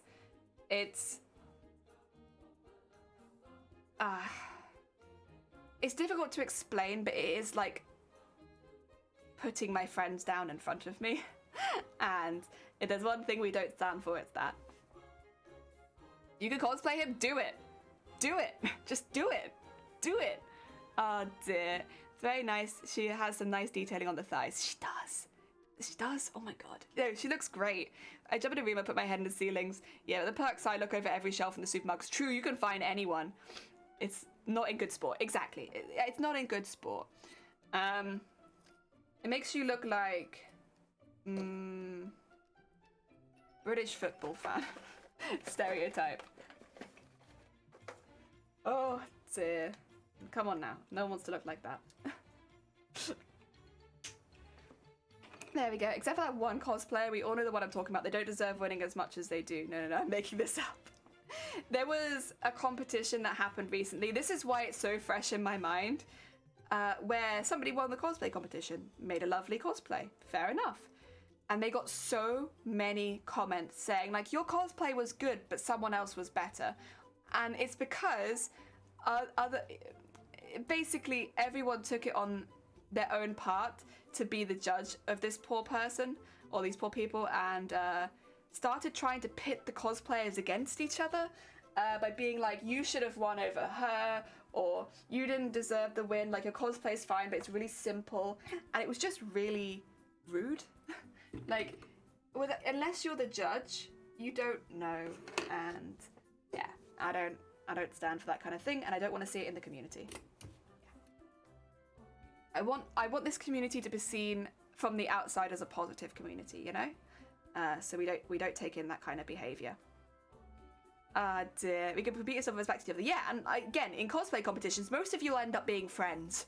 So, like, a lot of people have entered this, actually knew each other beforehand, and a lot of us have been chatting, and yeah, I would consider them more friends at this point. So, you know what? No one wants to see that. We got in! We got in! We did get in, Sonny! Heck yeah! We're in! It's time for the crack open the beer, celebrate in the garden. Heck yeah. My friend's gonna make poison ivy. Oh my god. So cute. I love it. That's such a lovely. They mean well, but bruh. Yeah, this is the thing. Is like, that's exactly why I want to like nip this in the bud now. It means you mean well. These people mean well. They don't mean to insult anyone, but they're very much insulting friends of the person you're trying to defend, which is never a good look. Yeah, oop, that's bad. Oh yeah. And it's been going wild for the last couple weeks. It's calmed down now, thankfully. People are apologizing and stuff like that. But it should never get to the point where like whole communities are on a warpath because the person they like didn't win. And my god, if any of you do that, you'll be banned immediately, because I don't want people like that in my community. I would rather you just be out and blocked than to be doing that kind of stuff and spreading that kind of hate, because that's not what cosplay is about. So if I win not a single prize, if I get the harshest criticism of any of the cosplayers there, whether you think I deserve it or not, if you send hate to other people, you're banned from my community. If I see you sending hate on Twitter, you're banned from my community. If anyone reports that you sent DMs, I will ban you from my community. Because I don't want you. Not if you do stuff like that. So yeah, to be very, very blunt, that's exactly what's going to happen. I don't care whether it was meant in hurt or not. You could not do that. You're sending hate? Well, in about a month's time, Sonny, you'll be banned from the community. Oh Oh dear. Enjoy your last month while you're still here. Oh dear. But I used to constantly, now I don't. My 5'11" sister faced the same thing. Oh god. Bless you. My girlfriend was like, have to ship pics and she's the photographer. Oh dear. You get asked a lot if you play basketball. Dear me. Not a good look on anyone, it's not. It's jealousy is a bad look. It's a really bad look. And like, you know, I think the other thing it comes down to is like, most of the time, cosplayers enter these competitions in a similar mind frame to me, right? Like, obviously we're all different people, but I think a lot of us enter with really similar mind frame, which is something along the lines of, if I win, that would be amazing. I would love to win, and I've done everything I can to get to that point. But if I don't win, I'm going to have a good time. I just want to enjoy myself. I want to talk to the other cosplayers, stuff like that. So, you know, I think most people come into cosplay competitions with that kind of mind frame. Also, I'm going to restart this because I haven't done very many and my thread is knotted. Just as a heads up, we restart this one because I'm not handling that falafel. Absolutely not. Heck. Got a scholarship when I was in Ireland to play in the States, but I always got in Ireland I played rugby or basketball. 7-1. Yeah, Krogan's tall. Oh dear. Yeah, so we're not going to be doing that in this community. The other thing is it makes us look like we're really unwelcoming to other cosplayers. And as somebody who loves cosplay, that is the last thing I want to do. So yeah, nip it in the bud. Because I think especially because I'm not expecting to win anything at this competition. Like, if you send hate or anything rude to any of the other cosplayers on my behalf, you'll be banned. And I genuinely, I'm not thinking even second chances on this one. You're out. You've all been warned. I'll highlight this so that people who weren't in this stream will know. Yeah, we're taking a really harsh stance on this one. You all understand? Everybody nod. Everybody nod. Everyone understand? I still actually, yes. I want to steal your wife, but I won't out of respect for you as a person. And also because it seems like you're both deeply in love.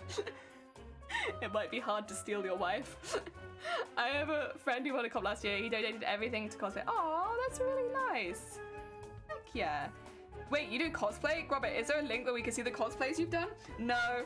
I like to keep them hidden behind like private security and stuff like that so that you can never see them, Robert. Makes me kind of upset when people actually look at my costumes. You already got his. Well, this is the thing. Is like for me, that was my only goal with this costume was to get into a big costume competition, whether it was championships or TWITCHCON or whatever. But to get into one where you're judged before you enter. At that point, in my mind, I've already won everything that I wanted. I got in, and I get to go to Amsterdam, and I'm gonna have an amazing time, and it's gonna be really fun to meet everyone and to meet all the other cosplayers as well. It's gonna be great. So in my mind, we've already won. We are winners regardless of what happens, but I know not everybody else sees it that way. The real win's exactly. Honestly though, memes aside, that's actually very true. Like being able to meet so many other cosplayers that might not regularly spend their time on Twitch or might be a bit newer to Twitch, it's been amazing. And to watch their crafting processes when they're so different to mine, it's been really, really fun, and I'd highly recommend going and checking out everybody else on the list of people that have entered because, goddamn, there's some amazing cosplayers there. Nod, nod. Thank you, thank you. Take my wife, please.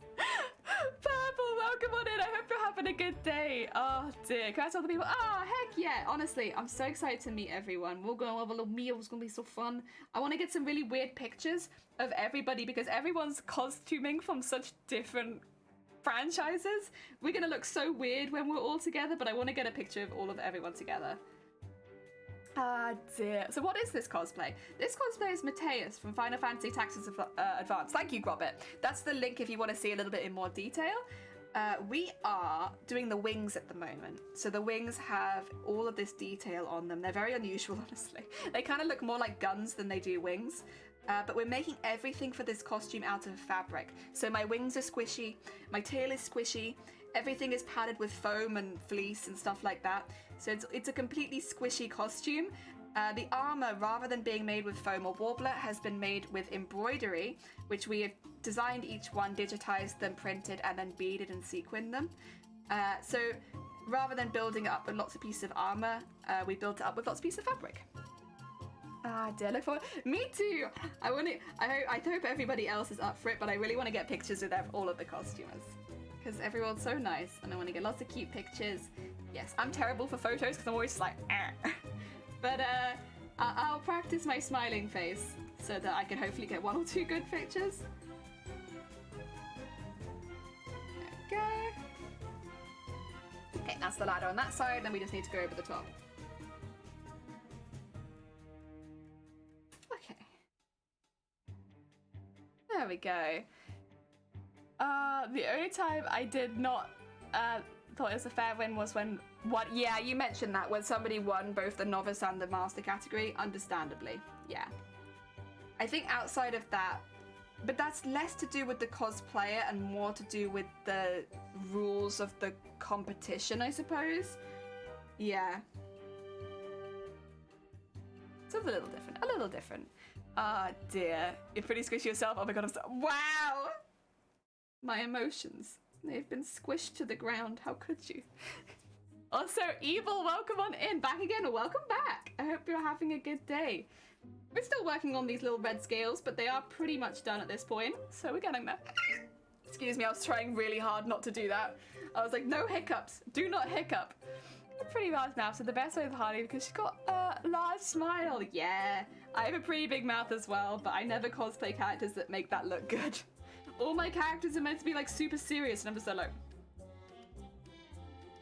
can't be doing that. I never see you not put a... Yeah, but that's like a natural smile. When somebody asks for a photo, it's like...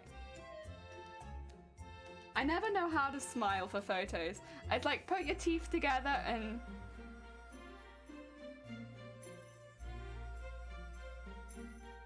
Honestly, I think it's my eyebrows that screw me up with that. Oh dear. I am a smiley person. I'm a giggly lady. But like trying to put a smile on for a camera is very difficult. Good morning, it's 2, where did I get 7 from?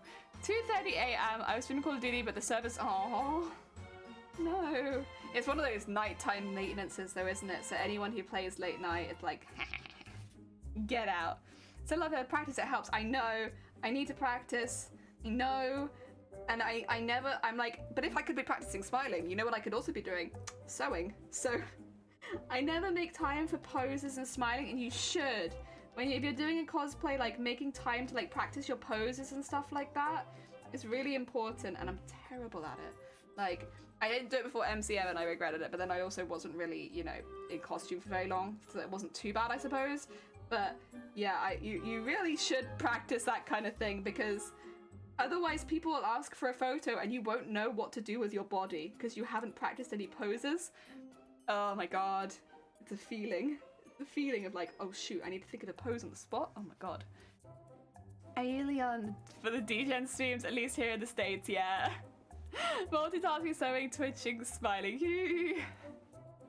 I don't feel, but you've got to have balance. Yeah, so the first time I did a big costume at a convention, probably about 5 years ago, maybe a bit longer than that.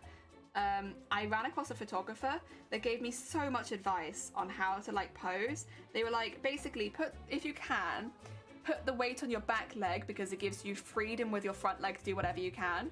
If you can do a dynamic pose, that's great. But if you can't, because of your cosplay, keep your hands a little close to the body. Otherwise you look a bit gangly and all over the place. I was given a lot of very helpful advice from me, at least, which was really good. Oh dear. Since they're different judges, I don't think they talked with each other before. Yeah. If you're slinging dad jokes with the proper credentials, that make you a oh, damn it, Taki. Welcome on in, though. I hope you're having a good day. Taki, we got into TWITCHCON. We're going. We're on our way. Very heckin' exciting. Oh, dear. Anyone have trouble figuring out how to place hands and arms? I think the only thing I can advise to do is look at yourself in the mirror posing not in the costume for a bit, and have a look if you look really spread or like really close, or you know, if the character already has poses, then great, copy them. But if the character doesn't have poses, decide like a feeling you want to portray. Like, do you want to look regal? Do you want to look mischievous? Do you want to look like you're fighting? And just copy that. Oh my god. Heck! Oh my god, Mira, welcome on in. Thank you so much for the raid. Oh, Jesus Christ. That's a lot of people. Oh dear. Welcome on in. I hope your stream went well. What did you get up to today? Let me do you a little shootout. There you go. What are you doing? Monster Hunter? Oh my... Ah, I know that game. That's the game where all the cosplays come from, right? Welcome on in. Hi, Belle. Hi, Wagnus. Hi, JD. You have a prop. Props make it a lot easier. And Viking, welcome on in. And Arcal, welcome on in. Mira, what were you up to today? Did you have a good stream? You're playing badass characters like you do, and someone asked me first, I'd be like, squee! Yeah, that's exactly what I'm like. Someone's like, can I take a photo? And I'm like, and they're like, is your character serious? And I'm like, yeah, absolutely serious.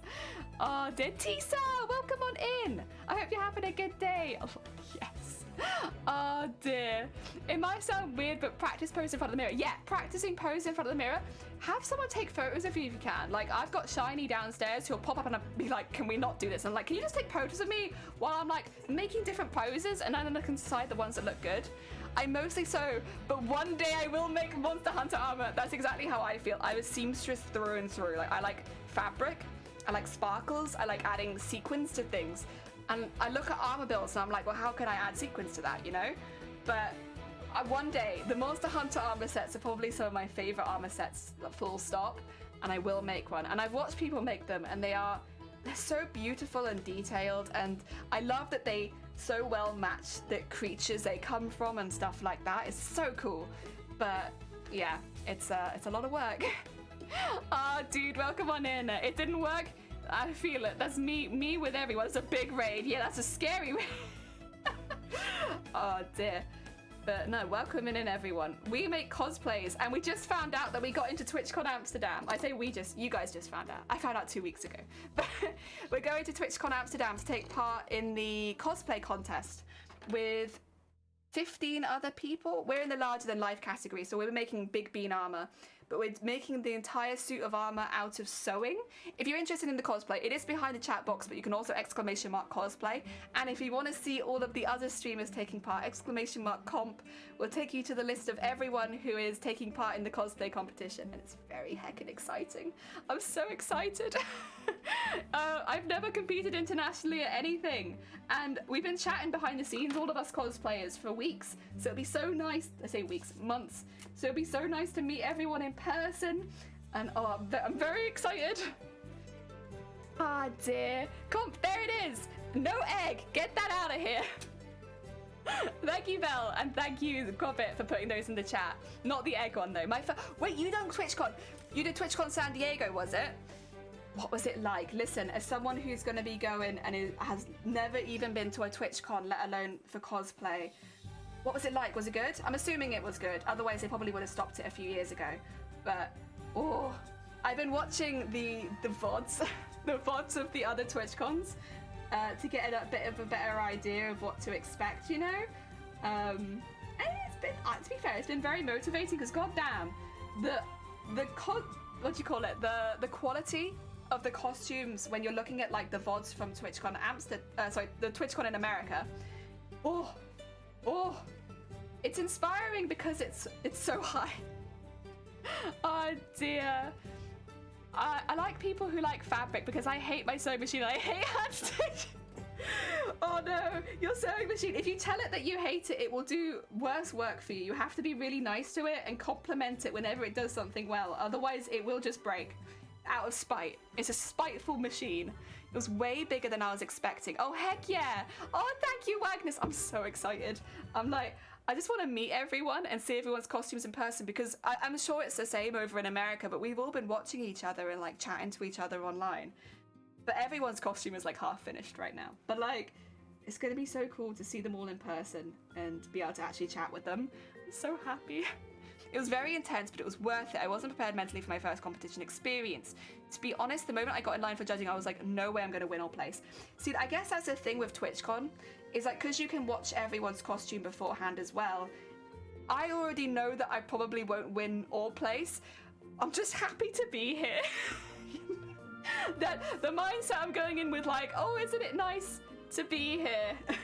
Because I kind of have an idea who might place in my category. It's between a couple people, but I'm not one of them, and that's fine in my mind. I just want to go. I've never been to a TWITCHCON, either US or EU. Hopefully I can attend one day. Listen, I'll let you know how it is, because I have never been, and it's difficult to honestly find vlogs of people going around TWITCHCON unless it's specifically like a meetup or something like that. And I kind of want to get more of the vibe for the whole convention. I'm very excited. You learn so much, and meeting other cosplayers makes it so worth it. Yes, I have social and travel anxiety, so it was intense for me. Traveling, I don't have travel anxiety, but I travel as a disabled person, so there's always like, listen, it never goes 100% right. Last time I went to a convention, I spent more time in A&E than I did at the convention. So it takes a lot of planning to get me from A to B, but we're well-oiled machine at this point. We're used to it. So we're pretty hopeful that it should be okay. This time, I'm not gonna spend the entire convention in the emergency room. I'm gonna actually go, ideally for both days. I think it is. I should buy a pro machine like a Pref, or so for the 1960s or something. Even Singer, who used to be great, they let their quality slip for the consumer grade machines. They've prioritized. I don't want to say they've let their quality slip, because I don't think the Singer machines perform worse, but they've definitely prioritized to a broader market and keeping prices down and stuff like that, which to an extent I can kind of commend them on.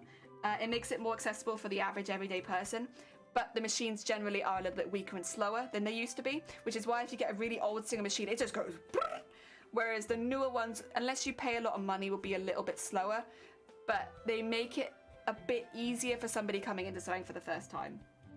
So the other thing with Singer is they produce at a slower rate than other brands like Brother and Genome, but that's okay. That's okay. Also, I should say, Raiders, if you need to go get any snacks or any drinks, please do. Please do not sit here and starve. Disabled huggers, yeah.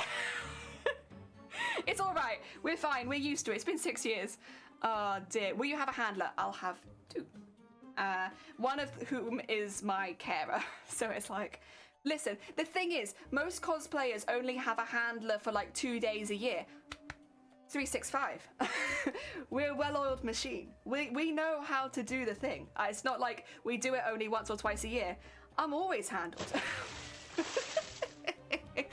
Oh dear. Oh, and thank you for the follow. It's very kind of you. Oh, we gotta go into Lurk Messenger. I'm so heckin' excited. Listen, I'll keep in touch and we'll try and meet up, yeah? If you have the time. You're probably gonna be very busy, but we'll keep in touch. Also curious if you'll have a handler. 2. We have 2 handlers. So for anyone who's larger than life, you can have an extra guest basically come with you, because it's more difficult to get in and out of the costume. Also, Nightmare, thank you for the follow as well. That's very heckin' kind of you. Hopefully I'll be able to show you a finished cosplay soon. We've been working on this since August. We have like, is it 350 hours streamed of this costume so far? I think it's a bit more than that actually. We have a lot. It's been a lot, but it's been a good lot, and I've really enjoyed it. Oh. Good day, mates. Good day. How are you doing today? Well, we're doing all right. Thanks, Jason. Welcome on in, and thank you for the 100 bits. I hope you're doing well. Jason, we got into TWITCHCON. I think you probably already saw it on the Discord, but we got in. Oh, and Belle, thank you for the follow as well. That's very kind of you. You gotta head to bed. That's very fair. Any of the people that came in the raid, please look after yourself first and foremost. But it was lovely to meet you. Thank you. I'm very excited. I don't know if I've watched the 2017 one. I don't know if I've gone back so far yet. I'll keep an eye out for you next time I'm watching the VODs. Oh dear. Yeah, that is one nice thing, because they stream the competition. There's a VOD normally afterwards. So that you can see the cosplays and everything like that. And they're very inspiring. Would recommend to anyone. yeah. Oh, Belle, have a good sleep. Thank you for popping by. Like to party. We like to party. We like to party. We like to party. We like to party. We like to party. We like to party. The Banger Bus is coming and everybody's jumping. New York to San Francisco, an interstate free disco. The wheels that still are turning and traffic lights are burning. So if you like the party, come on and move your body. Thank you for the party. So many hours, so many hours. It's been fun, right? I should have had a handler for cosplay and went without. I ended up spraining my ankle on some weird steps because I thought I could get by. To anyone reading, be careful with one-eyed characters. Oh, Bert.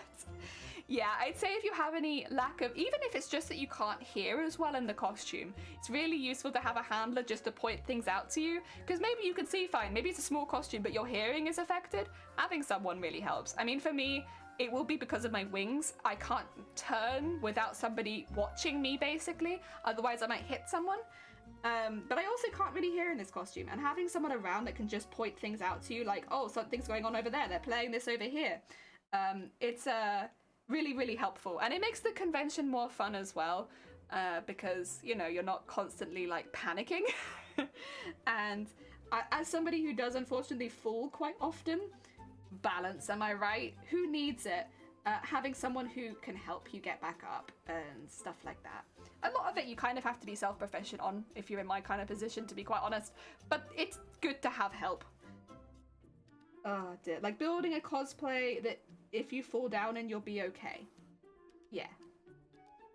Things like that. It's another reason to avoid armor, but I'm gonna try and stop giving myself excuses at some point to do armor, because I have the tools for it, and I really should practice it a bit more and get into it. And honestly, Monster Hunter is very inspiring for that kind of thing. But yeah, we'll get there. We'll get there when it happens. Have you considered hearing assistants? They're pretty cheap setups these days.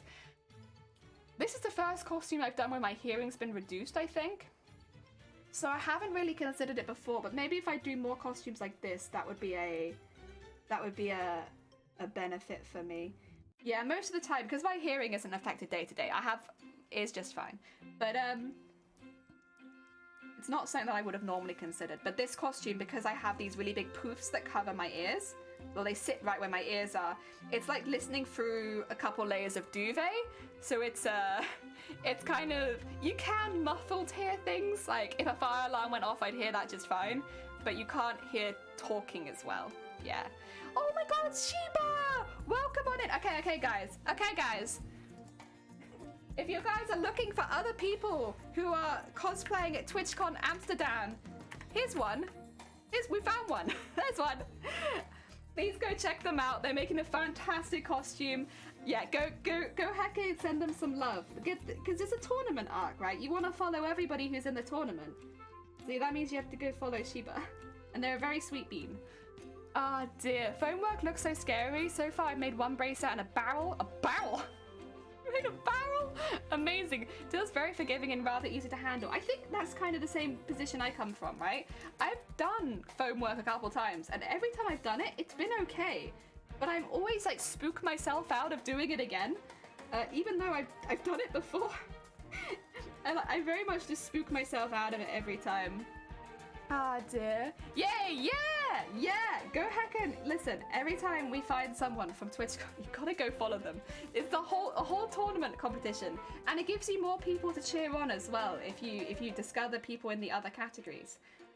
Because yeah, Sheba's not in larger than life, so you know, if you need someone to cheer on, there you go.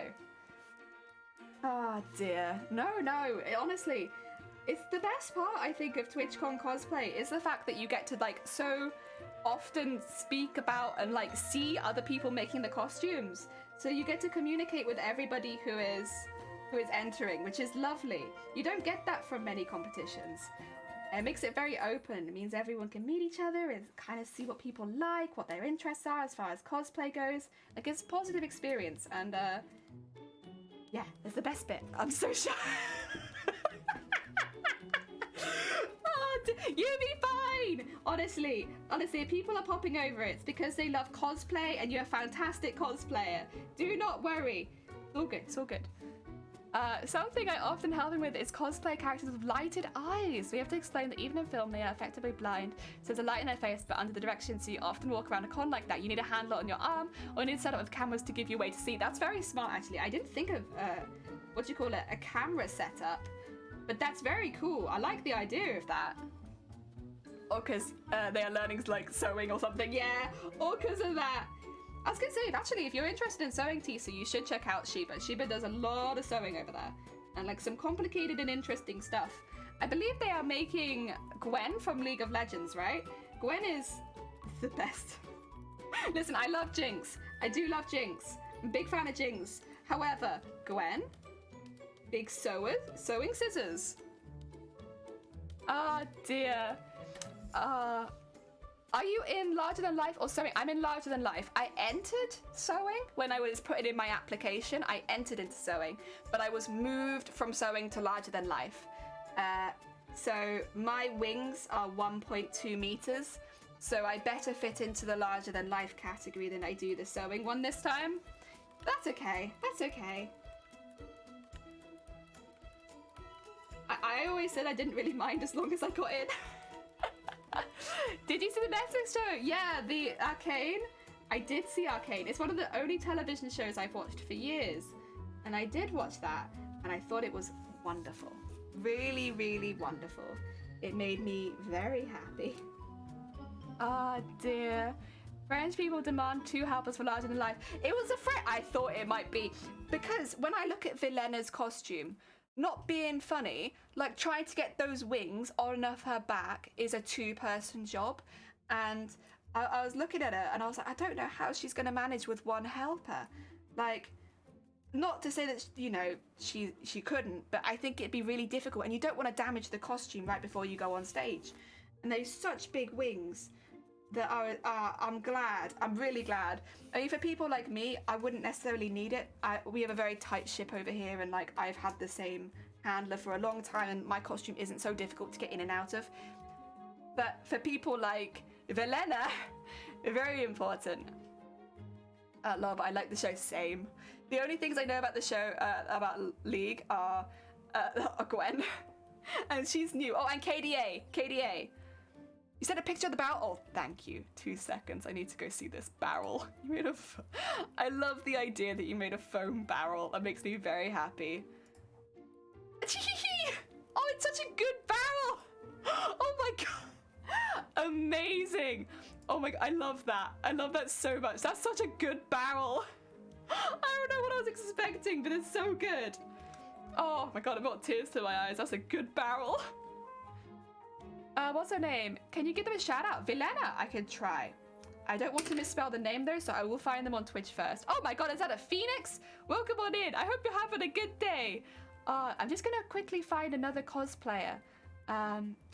It's the spelling that I'm a bit nervous about, to be honest. But I'm sure I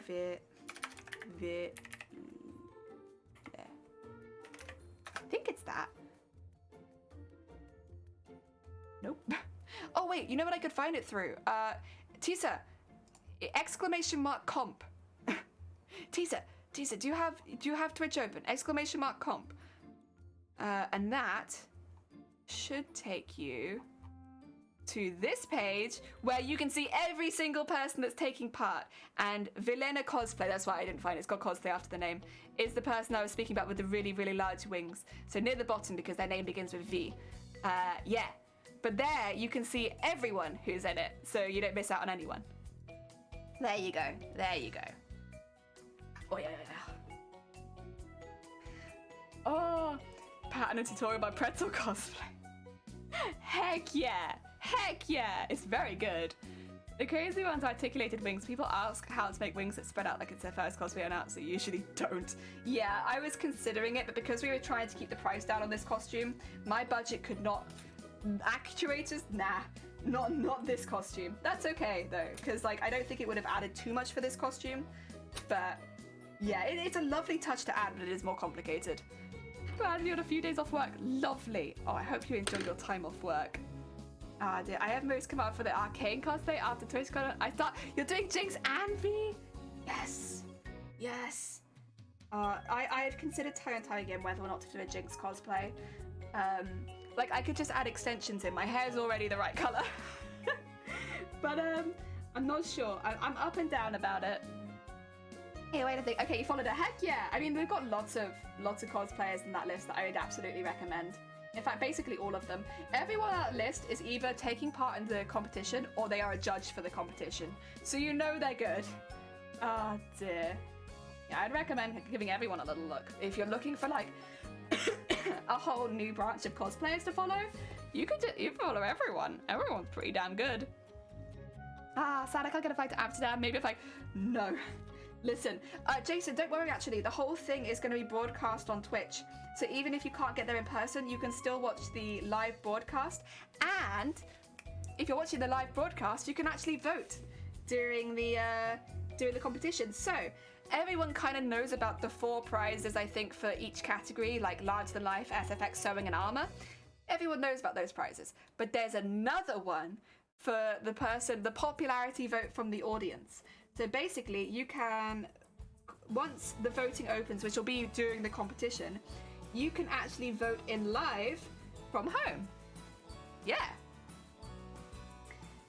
And which I think is a really good feature for a few reasons. One, it's great for participation, right? But also it means that if the audience like a very different cosplay to what the judges might consider to be the best costumes, then they also can get a prize, and that way you don't get that kind of stuff after the event where the audience is like, well, I preferred this one, because if you preferred it, you can vote for it. Are you gonna do helmet to modify? Heck yeah, heck yeah. Almost anyone I speak to made articulate weight only does it once, and here there's me, yeah, but that's your name! And you do it very well, Feathered. Just take that Hartigan's... Isn't it good? Isn't it good? So, oh my god. Hartigan, when I saw the plans on their Instagram, I was like, damn! It's so good. It's literally smoking. It's so good. Twitch Watch Party, heck yeah! Some massive wings. Yeah, she does have. Vilena has huge wings. But I would say, look at her armor too. Her armor is also top notch. You get to vote, you do. So basically, it'll open up during the competition, so you can't vote beforehand. And there'll be a half-an-hour period during the competition after everyone's shown their costumes, where you can vote for your favorite from each category. And then the person with the overall most votes will also win a prize. I think it's a really good. Can you vote for the best archive? Absolutely not. Banned. Disgusting. Totally, that is the way to go. I think especially for a competition like Twitch, I think it's very smart, and I am a big fan of it. Big smart moves from Twitch, because you don't have any dissatisfaction after the event. The people that have crafted, or I guess got the highest marks in crafting, will win those categories, but still the person who captures the audience's attention will still win a prize as well. So yeah, I think it's a good way of going. I know there will be people that will say that it's a popularity contest, but I think honestly it's just a really nice way to have the audience participate. Yeah. Oh, you posted in live stream chat, did ya? Let's have a look-see. Where is live stream chat? There it is. Ooh. That's very unusual. I like it a lot. It's very, very, very cool. But very unusual, Vile. Is that from something in particular? So it's always the best way to go. Popularity contest is a very separate thing, but it's a good thing. It's a separate thing. Exactly. It's not like the winner overall is decided by an audience who can't even see the costumes close up, but they still get a say in what they think was the best. And I think that's a good way of going.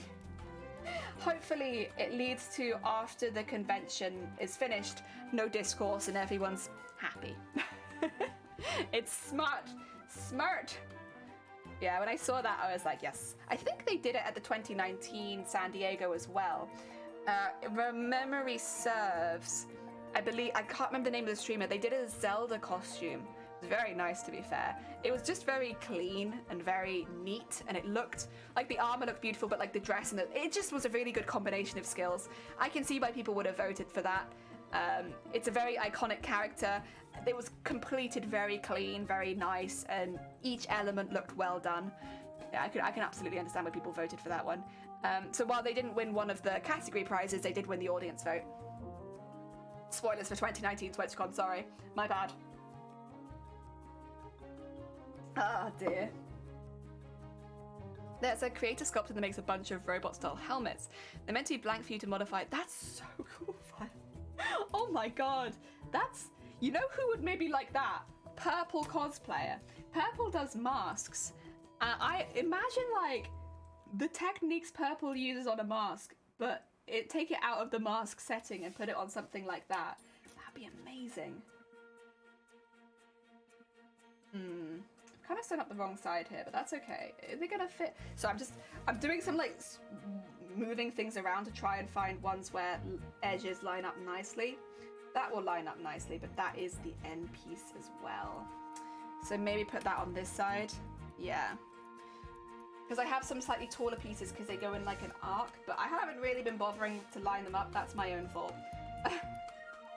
This one. I think it'll be fine like this. It'll be okay because there will be tape over the bottom, so you won't necessarily see it, but I kind of want them to be in the right order. Yeah. Rude Jelly, I was going to watch, but now you spot. I'm so sorry, Jason. My bad. I do enjoy doing masks. I imagine that would be like, it'd be a bit more complicated, and I'm sure there'd be more layers and stuff like that. Are they a streamer file? Or is it just someone you know as a creator and sculptor? And sometimes a cosplayer wins because, okay, look, they are sexy, and that's okay, fine. But it's like separating out, and I think that's okay. Listen, that's all good. Guys, will you vote for me? Because this is definitely a sexy cosplay. 100%. Listen, who doesn't find 195 embroideries? Like, that gets them going, right? Sexy costume. Oh, dear. Have a good... Oh, thank you, Evil. Take care of yourself. I hope you have a good day. I will say, though, at least for TWITCHCON, probably you won't get in just by being sexy. You probably have to have a fair amount of skill as well. I think most competitions, when there's an aspect of voting beforehand, so like as far as you'll be judged before you even get in, it's a little bit more complicated than that. But, you know, masquerade style. All good. Post another pic. Oh, have ya?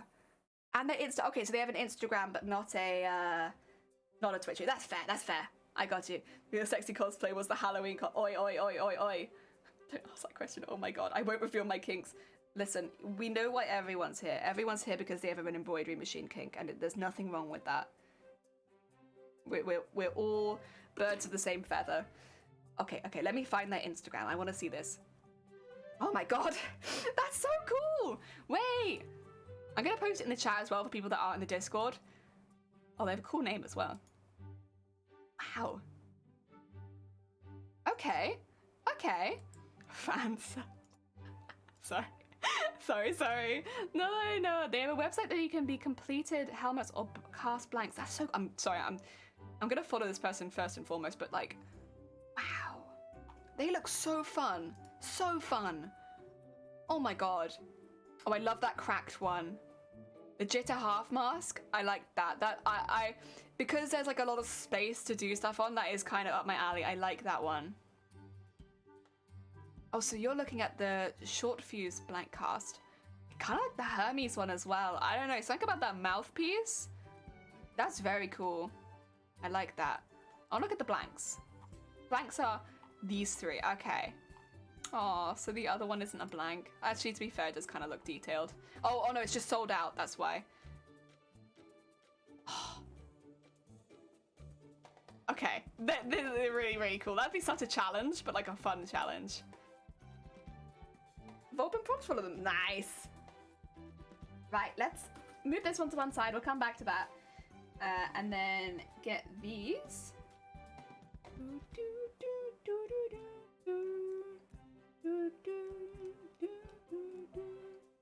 Okay, to that one. So I was just trying to work out where to start with these sort of ones, but I've worked it out. I got there. Because they don't line up quite so well. So good! Yes! They won't have judged Mateus on sexiness, but things like magic resistance and jump rate. Oh, in that case, I'm gonna get such a low score because my jump rate is 0. I'm pretty sure. I don't think my character can jump. Also, Zombie, welcome on in. I hope you're having a good day. It is unfortunate, but sometimes characters just don't jump. Oh dear. He does a few runs of the casting from time to time. He has a couple completed ones that get posted as well and works on. Oh, that's so cool. That's so cool. It sounds like just a really fun project to take up. Like a relaxing one with no deadlines. I like relaxing, no deadlines. Wow. It's because we've been working on this costume for a year. Also, Sims, do you want to calm the heck down? Listen, I love you too, but like, Jesus. That's allowed. It's very loud. Thing is, the next song you'll do will be like, oh, pitter patter of raindrops, nice and quiet, innit? Oh, that's all right. Listen, what we lack in jumping power, we make up for in embroidery sexiness. So, you know, my original goal was to be the most sparkly cosplayer there, but maybe I should change that to the most sexy cosplayer there, because we all know everyone has an embroidery fetish in this channel. So, oh dear, it's niche, but it's good. I like layers in cosplay. That's my problem. Like, I've got no problem with sexy cosplayers. Heck yeah, you do your thing. But I love layers, and the more layers you add, the less you can see. Okay, Sims, I'm gonna need you to calm the heck down. I am being absolutely deafened by you right now. I love you, but stop. Stop. There we go. I think he's in Hollywood. I'm pretty sure he does custom props for the movie industry. It wouldn't surprise me, to be honest. Those look really heckin' high quality. I like it a lot. Award for sexy yeah, the sexiest layering. Oh dear. Yeah, I think we'll ditch the award for trying to be the sparkliest and aim for the award for the sexiest layering. I've done so much sexy layering in this cosplay, you don't even know. Petticoats, handmade. Gold edges. Oh dear. Like, honestly, is there anything much more sexy than the color gold everywhere? Details and symbolism. There's nothing more sexy to me than Easter eggs in a costume. I could put eggs in my costume. There's space. Listen, if that's gonna give me extra points, I will come fully loaded with eggs. I'll do it. Not duck eggs, say they. There will be chicken eggs. Screw duck egg. Duck eggs ban. Oh, dear. I'm trying to think, is there any Easter eggs in my costume? Oh, I guess kind of yes. But it's the issue with my costume is it's heckin' it's what do you call it? Abstract as heck. So like there is Easter eggs in the costume, but like you'd really have to know the character to notice the Easter egg. Cause like what we've got in the costume is things like we have the woman embroidery down the front of the dress, because regularly Mateus is depicted as a suit of armor with a woman as a human, a goddess as a sacrifice. So sacrificial goddess is part of the design, but it's like the armor is actually Mateus. Whereas in this costume, it's a person wearing the armor, which is kind of unusual for Mateus in particular. But there is like this big thing down the front which kind of looks like a woman with a sword. So we have instead opted to have the goddess as the living shield be the woman on the dress. So I guess that's probably the closest we get to an Easter egg, to be honest. And it's very subtle. I didn't reel eggs, but it'd be funny as hell. Yeah, like, you know, I was planning to bring Welsh cakes to the contest and, you know, give everybody a Welsh cake if they wanted it. But I could just bring raw eggs, you know. Well, brand new. I sent Vulpin an email asking for help. I couldn't even look at it. I knew, like, nothing back then. My girlfriend at the time who introduced me to BGDs pointed me to Vulpin. I got no reply and I'm pretty glad about that. Oh. Listen, we've all done things like that. We've all been there. I have been there. Everyone else has been there. Oh, it's okay. I need assistance. I wonder if I should buy these dozen real. Excuse me, I'm gonna lose my voice. I feel like it'd be interesting seeing old Australia on home. Oh, that would be kind of cool. That would be kind of cool. But wait, don't you have so much film already in the house, Jason? Listen, I'm not your mum, but like, don't you already have so much at home? I guess film would be a bit cheaper though than at least buying a new camera. It might be the better of the two options. Save the Welsh cakes for the talent round of the contest. Oh dear. But I want to bring snacks. Hey! Dakota, welcome on in. We got in, yeah. So we're actually in the larger than life category rather than the sewing category, which does kind of make sense because my wings are like 2.5 meters, my tail's 1.5 meters, you know, stuff like that. Although the tail hangs much closer to my body than the wings do. Which I told them when they asked, I was like, my tail is about 1.5 meters long. However, it only goes about 90 centimeters away from my body because it goes straight down. While it is kind of chunky, it's not that bad. I only bought 2 spools. Oh, okay, so you are a bit low on spools. Well, if that's the case, then fair enough. Very fair. Welsh are not known for their cakes, bring sheep instead. What are you talking about? Welsh cakes are fantastic, and I'll hear nothing else.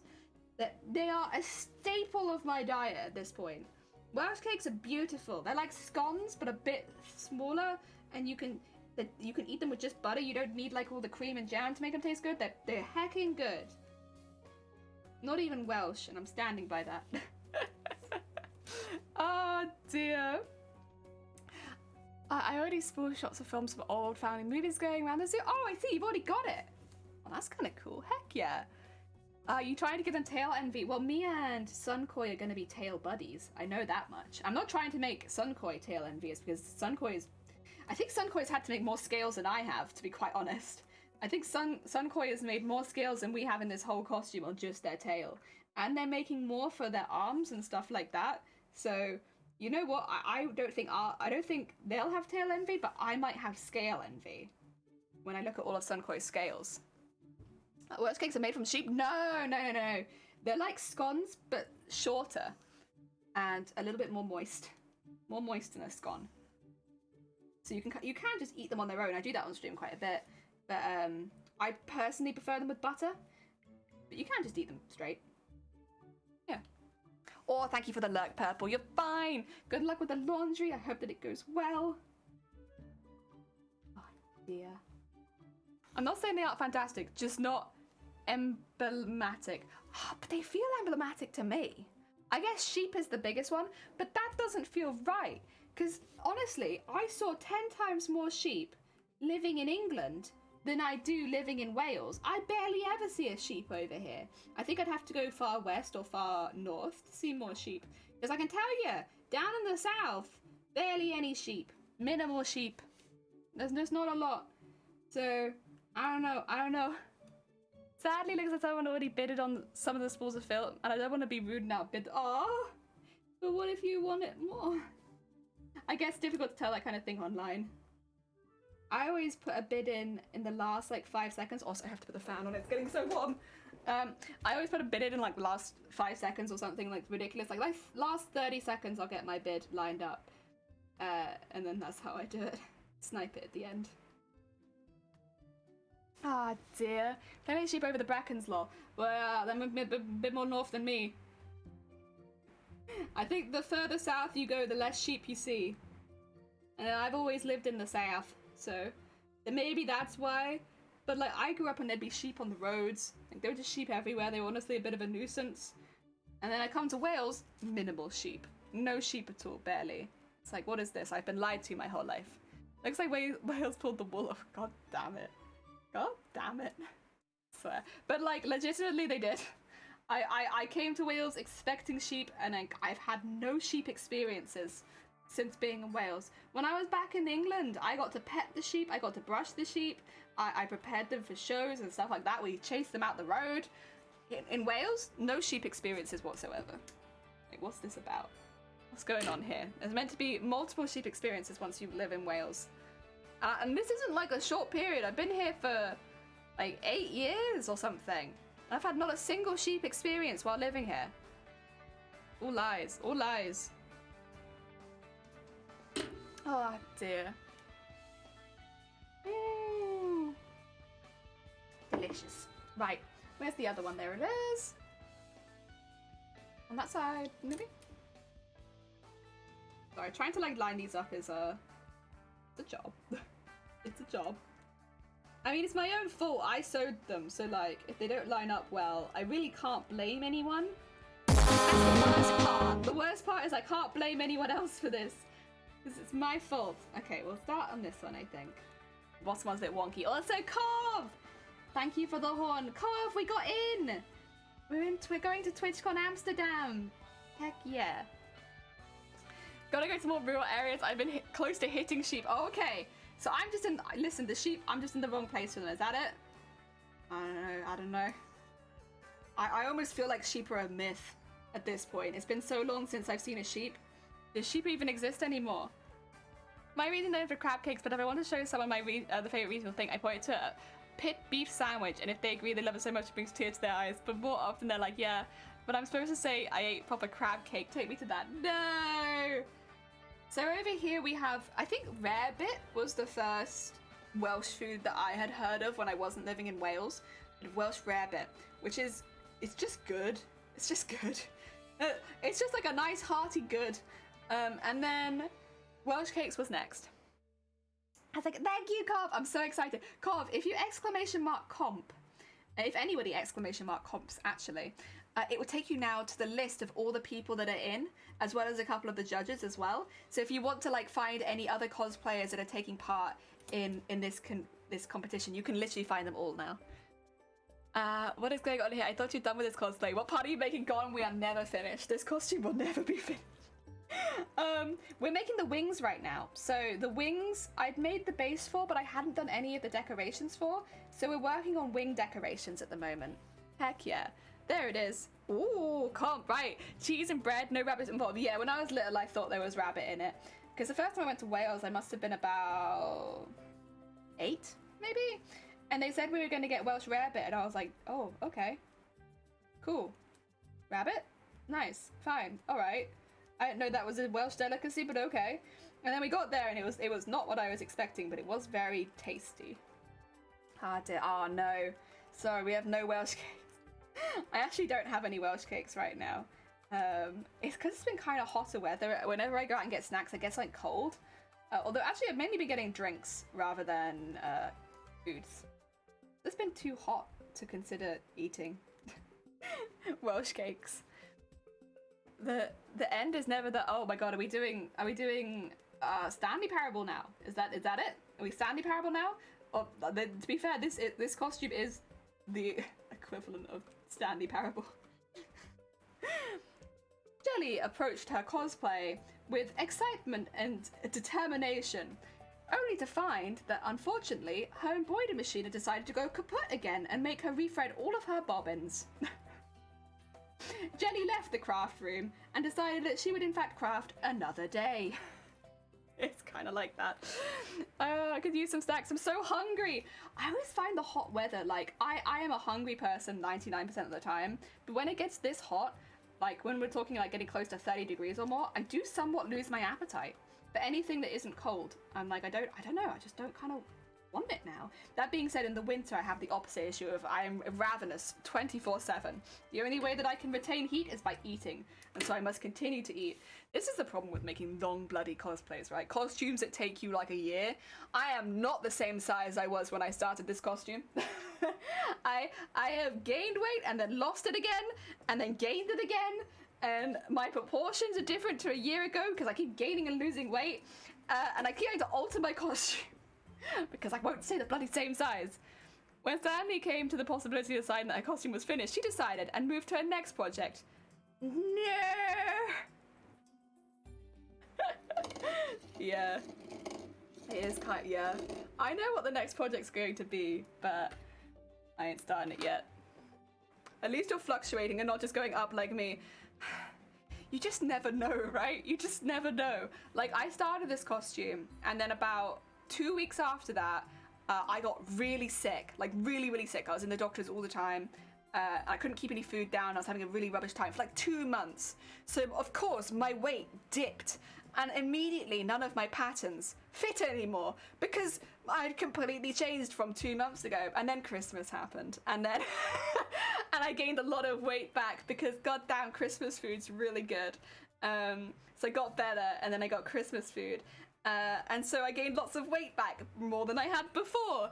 And then a couple of weeks ago I got food poisoning and immediately dropped all my weight again. And it was like, I swear, for a very short period of time, I was the right size for the costume. Not anymore, but it's fine. Like, I made some alterations so that it, like the corset will probably fit regardless. It's the bust area that's very much hit or miss. Like when I went to MCM, it was gapping, but when I was wearing it a few months before, I was overspilling. So like, what are you gonna do? There's only so much you can do though, and I think as long as I'm not going to actually fall out of it, it's fine, and we shall live with it. Bosty, welcome on in. I hope you're having a good day. We're having a little celebration on stream today because we got into TWITCHCON. Welcome, welcome, welcome, welcome. Right, just a couple of different size versions. I know, right? If only I had known, I would have made different patterns for like several different clothes sizes. Yeah, congratulations to you. So if people aren't aware, Sunkoi also entered TWITCHCON Amsterdam, and they are also in TWITCHCON Amsterdam. Wait, I need to do a shout out for Sunkoi as well. We shout out everyone who comes in from TWITCHCON. Again, you can see everybody on the comp screen, but if you want to check out Sunkoi is entering the SFX category, am I right? But they're also tail buddies. They've also made a tail. We both have tails. Heck yeah. And if you want to see everybody else who's entered as well as the judges, that's the link for that. Losing weight because of food poisoning is kind of like being happy you don't have to tidy your room because there was a fire.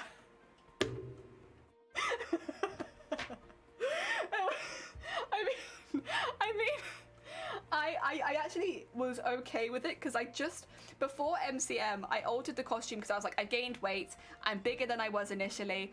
I altered the costume then, so I took the wires out and moved some stuff around so that it fit better, and I immediately lost weight. I swear to God, like it fit me for like 2 days, and then I shifted again. But that's all right. Listen, it's just part of what it's like building a big costume. Sometimes you have to make alterations because Christmas happens and then food poisoning happens, and oh. Well, I do have to say, I learned to factor size changes to my designs from the start, stretch fabric and all things. Oh, the thing is, it would have been really difficult to make the majority of this costume with stretch fabric because I'm sewing armor to it, and the armor needs to stay still. So if it was on stretching, even if it was only a little bit stretched, it would probably move around a lot, where I need to be quite stiff in this costume because we made a whole suit of armor. I don't mind stretch fabric, but unfortunately for a lot of the things I do, it's not very... I always have it in the house though, so it would be good if I could use it more often. I have like 5 meters of black scuba in my cupboard in case I ever need it, but then I never make a costume that's appropriate, so... Oh dear. Thank you, and thanks for the shout out. As far as I know, SFX, I think there may be an outside chance I could end up in sewing there. Oh really? Or red still? So I will say, Sunkoi, I was moved categories, right?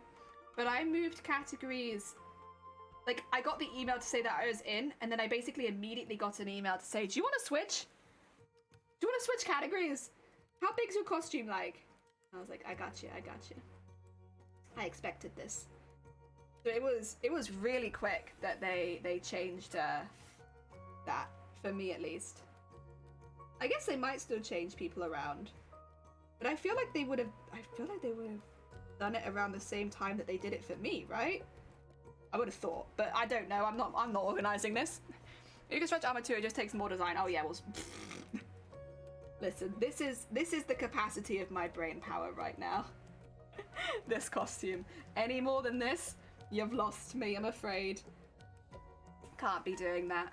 It would have been cool for the circus aspect, but it was hard enough to design this. Like, do you remember, actually, were you, a few people were here, right?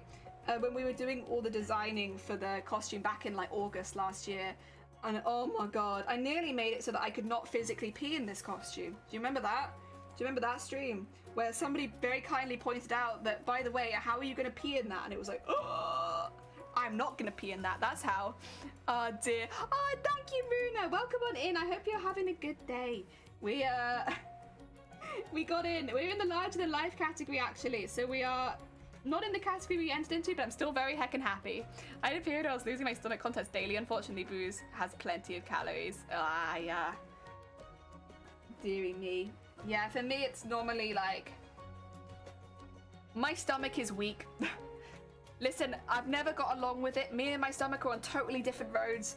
We don't get along. We don't like each other very much. It hates me. And it's hated me for like my entire life. So if I get something like food poisoning, even though it should only be 24 hours, I end up in a bit of a pickle. I think of what's the most inconvenient. Oh, really? You know, maybe I should have gone for that. Let's just take the capacity to pee out of my costume and make it real inconvenient.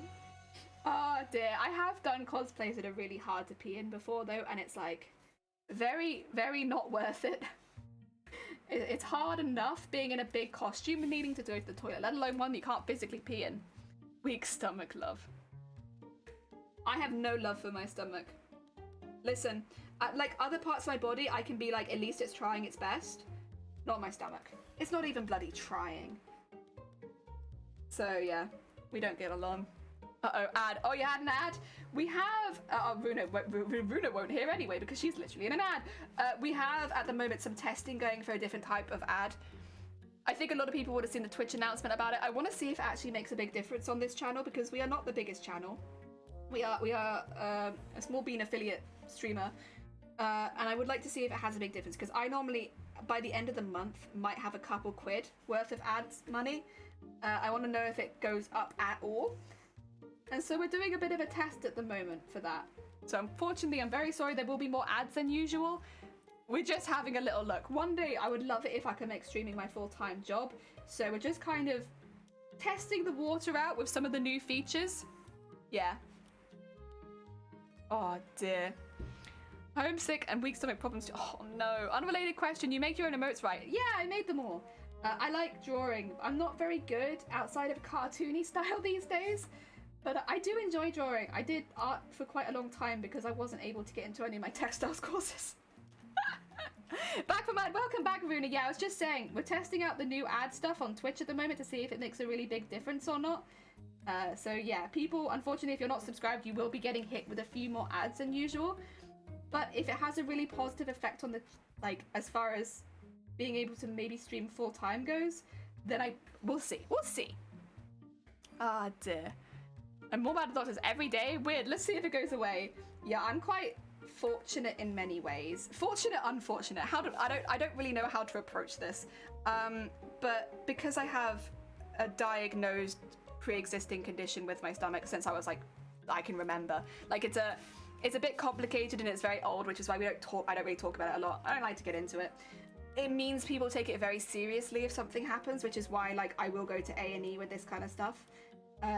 Unfortunately, most people don't have that luxury, but for me, I just have to mention that I'm feeling sick and they'll start observing kind of thing. So I'm very fortunate in that regards. Oh dear. Oh, Warrior, thank you for the follow. It's very kind of you. Welcome on in. We're trying to make bank on ads. We are. And my name is Simon. I like to draw. Hello. This is Jelly. She likes to draw things. Ah, dear. Gotta get that dollar. Well, that would be the ideal. Yeah. That would be ideal, but also, we'll see. Because if it doesn't make a massive difference, I'll just take it off again. I heard it. My silly connection decided to be put out for 10 seconds, and now I have that as a delay.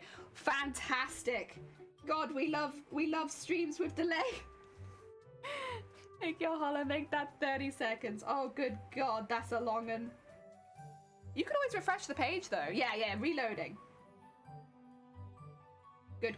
I think that's what I normally do if I get a sudden delay. I'll just reload. Do that one, because that's weird.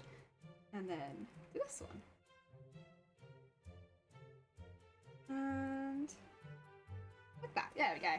We got it. I was getting confused. But yeah, we're trying the new ad incentive program. So I've just put it on their recommended settings for now. I might change it.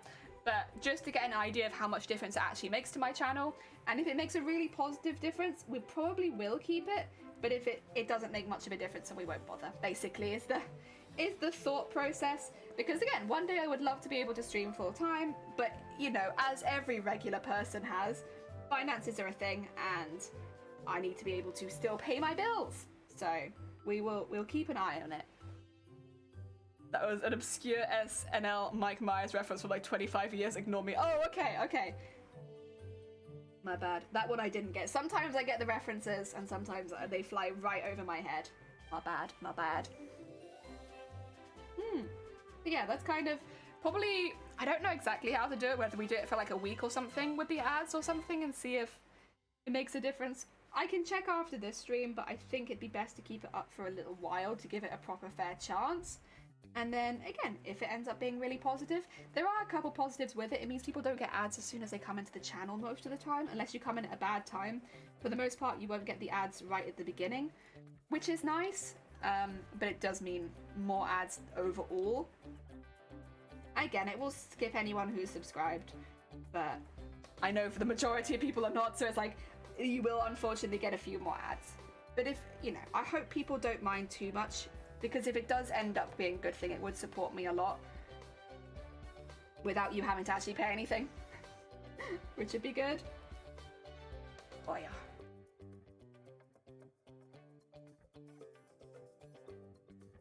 Oh yeah, yeah, yeah, yeah, yeah. I got caught on a bead. That's why I normally do all this before I do beading. I don't like suddenly pulling on the beads. You're very good at ignoring ads. Heck yeah. That's a skill. A skill in today's age. There's a few ads that I just go well over my head at this point because I get them so often. It's like the Audible ad where it reads some of a certain book to you. I don't hear it anymore. I've heard it so many times. But I think that's because I really don't get very many different ads. At least maybe that would change, I don't know, but as of right now, I do tend to get the same like 2 or 3 ads every single day. Have you considered conquering a pre-existing e-girl or VTuber and converting and taking their channels? Could be effective path to profits. I would only want to continue it if it's something that I enjoy, and I love crafting. Crafting is my main. So as much as there would be quicker ways to make money on Twitch for sure, it has to be something that I love, right? And I love crafting. I really enjoy this, and I don't want to let that go. It's like absolutely my passion. I know everyone has different passions, and some people's passions are video gaming and having a career out of that, and that there's nothing wrong with that. But for me, I need to be able to do this, and I do actually have a VTuber that I use every now and again if I'm a bit under the weather, or normally it's if I physically look under the weather, I'll use the VTuber. But for the most part, I really like expressing myself with my face, especially because I make cosplays. So like I make things that I wear, and it would feel a little bit, I don't know, not something that I want to do. Hi, Zay. Hi, Zay. Welcome on in. I hope you're having a good day. I'll never buy these shoes. They force you to run, and I don't wanna. Ads have the opposite effect to me. They get added to a mental boycott list. It's difficult, right? Because it's really, I get it. I absolutely get it, especially when you get the same one over and over and over again. And as Twitch has been, they also haven't really supported their creators via ads. But if that's about to change, I am of the opinion that I don't mind watching an ad for someone that I support. Yeah, that's kind of my opinion on it. So if say Audible is supporting the Greedy Bee, a streamer that I really like, then I don't necessarily have any negative feelings about them, but that is very much dependent on whether this actually affects streamers and they actually get revenue from their ads. Because for a long time, I think a lot of us have not had any revenue for our ads, or basically like a penny a day kind of thing. So if it ends up increasing that so that it actually supports the streamers, then I don't mind. But if it's just the same as it was before with basically no increase or benefit, then it's not something that I'll stay a part of. Yeah. That's like what I was doing on YouTube. I know how to gain quicker subs, but it's just not what I want to do. Yeah. Also, Alchemist, welcome on in. We're having a bit of a celebratory stream today. Very exciting, but we got into TWITCHCON. So yes, very, very exciting times. I can't remember how I did this. I did line them up, right? Yeah, like that, I think. Yeah, sure. Ah, dear. Ads are extremely annoying since they force me to miss passes of the stream. Yeah, I get that, for sure. I think there are people I'm not subscribed to, because I can only afford to subscribe to so many people a month. I think a lot of people in that position who I can't, unfortunately, subscribe to consistently. And when I get an ad, it is always like, you know, I'm missing something, or I can't see it. I think what would be a really big benefit would be if they maybe brought back the rewind 10 seconds, so if you miss a funny joke or something like that, you can go back and see it. So I don't think I have that right now. Dear. I love getting ads for Home Depot since I look at the hardware a lot, and yet I only go to the shop as Lowe's. Eat it, Twitch ads. Oh, ho, ho, ho, ho, ho. Have you seen Being John Malkovich? I have not. They change your direction, going to contact the fan base will follow, problem solved, you're welcome. Oh, okay. I've not seen that. I've not seen that, no. You know what though? How to put it? I don't want to put that pressure as well. I still want it to be a fun thing. Also, Jesus Christ. Wait, Zabe, you didn't get your double horn. No. But thank you so much for the 23 months. It's very hecking kind of you. It's a bloody long time. But I really appreciate it. Thank you. Ah, dear. You missed a streamer's reaction to the plot twist of the game because it's 3 ads in a row. See, that's when it would be really useful to have the rewind button. Yeah, I get you. Next on to winning. Well, we'll see. I don't think I'm going to win. I'm more happy that we just got in, because for me, just getting in is the biggest win I could have received, really. I'm really happy with that. Dearie me. So the kicker, I don't get how they spend so much on ads and make a profit out of it. Like, sure, you won't sell any car if nobody knows it exists, but do you know how much actors get paid for ads and how much money they need to pay for the actual ad? The numbers are so insane. Yeah. Ads is so hard to determine because they definitely do affect increased sales and encourage engagement. I think it definitely gets a brand's name out there more, so that when you're thinking of a product, maybe, oh, actually, wait, that ad. Not necessarily that everyone flocks to them immediately, but it definitely gets like a something.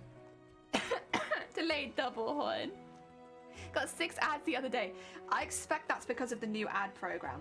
So it doesn't actually surprise me, because the automatic settings they put you on is 3 minutes of ads an hour. Does everyone get 3 minutes of ads? No. But it does mean that somebody could. Oh dear. Oh my god, is that Crisco? Is that a hecking Crisco? Oh, come on in. How is your stream? Just looked at the offer. Is it negligible? God damn it. I swear. Well, we'll see. I'll give you the numbers in a few days. Get ready for some numbers. I can tell you my before and after. Chris, what were you up to? I'm assuming you were making and crafting, but what were you making and crafting and how did it go? Oh dear, I hope it went well. Oh dear. I used to work at second biggest marketing firm in the world.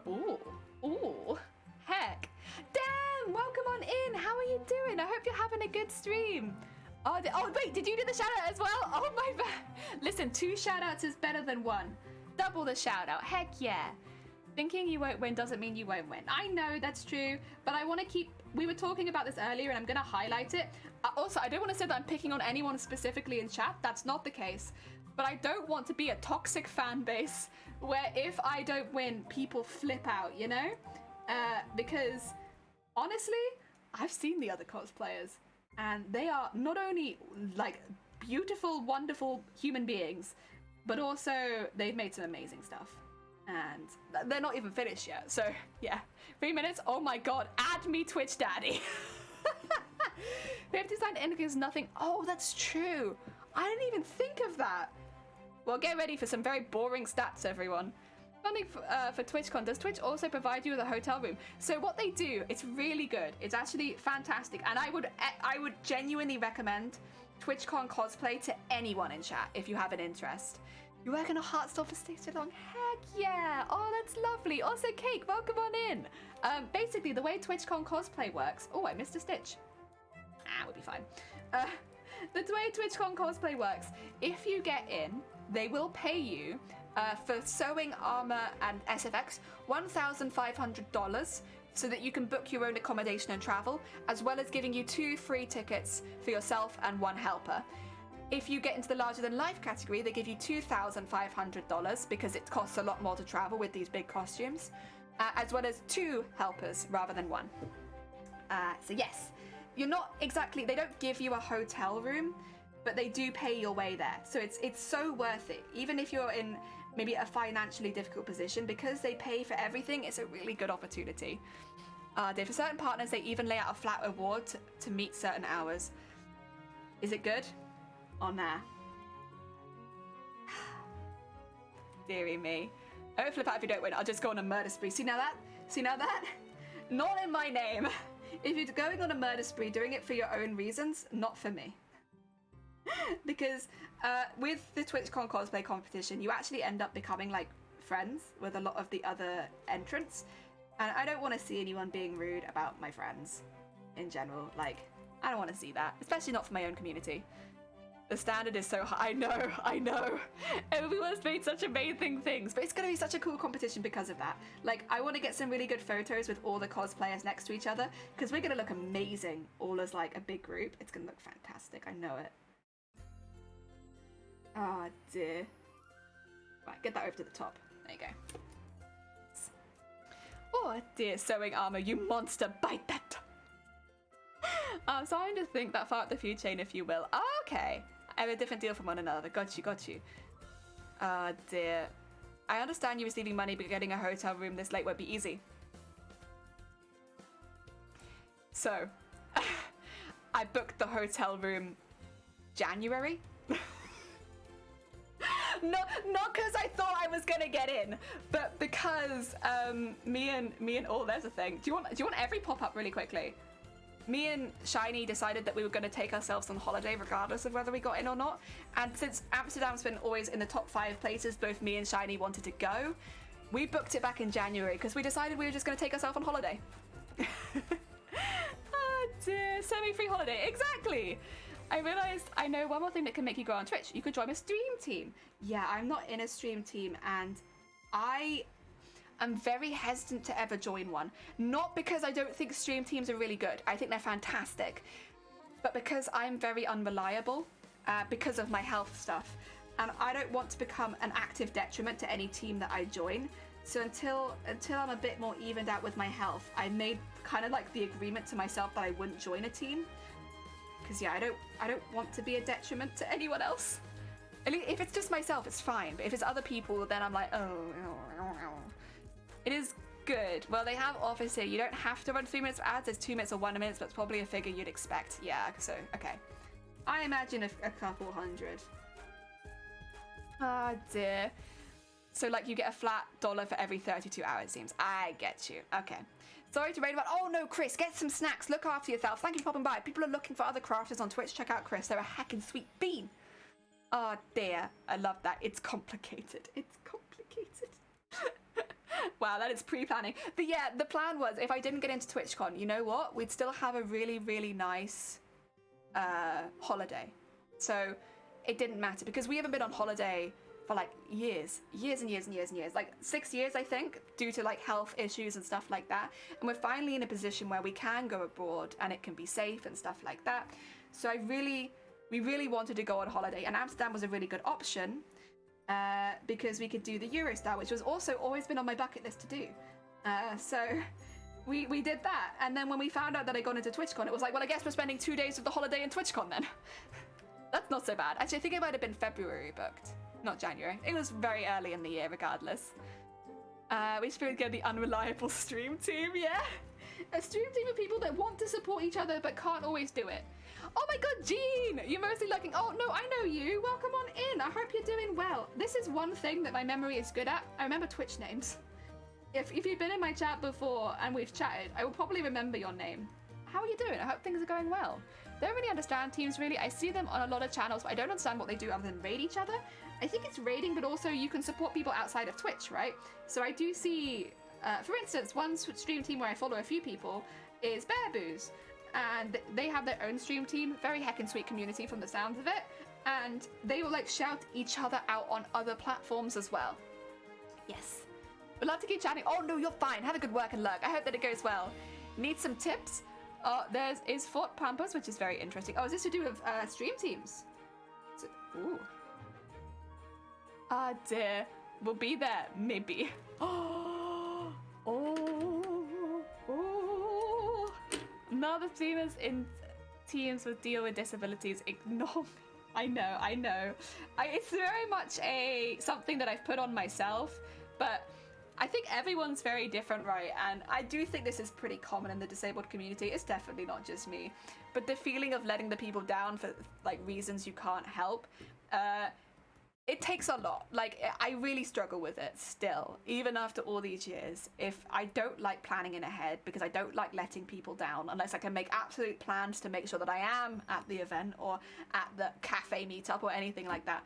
And if I'm not sure that I can do it, I won't book myself in for it because it's really hard to have to keep saying, you know, I'm sorry, I have to let you down again because I'm struggling. Oh, things to see near Amsterdam. Oh, I see. Sorry, my bad. You totally get it. Yeah, no, you're not going to Amsterdam. The response for response. Oh, okay. My bad. Brain gone. No brain here. Brain has disappeared. Sorry about that. Oh, thank you for the luck. I am well, thank you, Jean. You know, we just found out we're going into TWITCHCON. Very heckin' exciting times. Cisnas, windmills, and greenhouses. I'm free to get in unless you take a touristy bus guide. Listen, I've not been a tourist for so long. Maybe. Smaller stream teams have more interwoven community. Bigger teams are either connected in name only or there's professional organisation behind it that sponsor them. Yeah, I like the idea of it, but I for me, it doesn't feel right now. Which, by the way, if I've ever said no to joining a stream team with you, please do not take it personally. It's not you. I'm not ready. You know, I need to be ready before I commit to something like that. And right now I am not ready. But it doesn't mean anything bad against you personally. I just can't do it for myself. You know.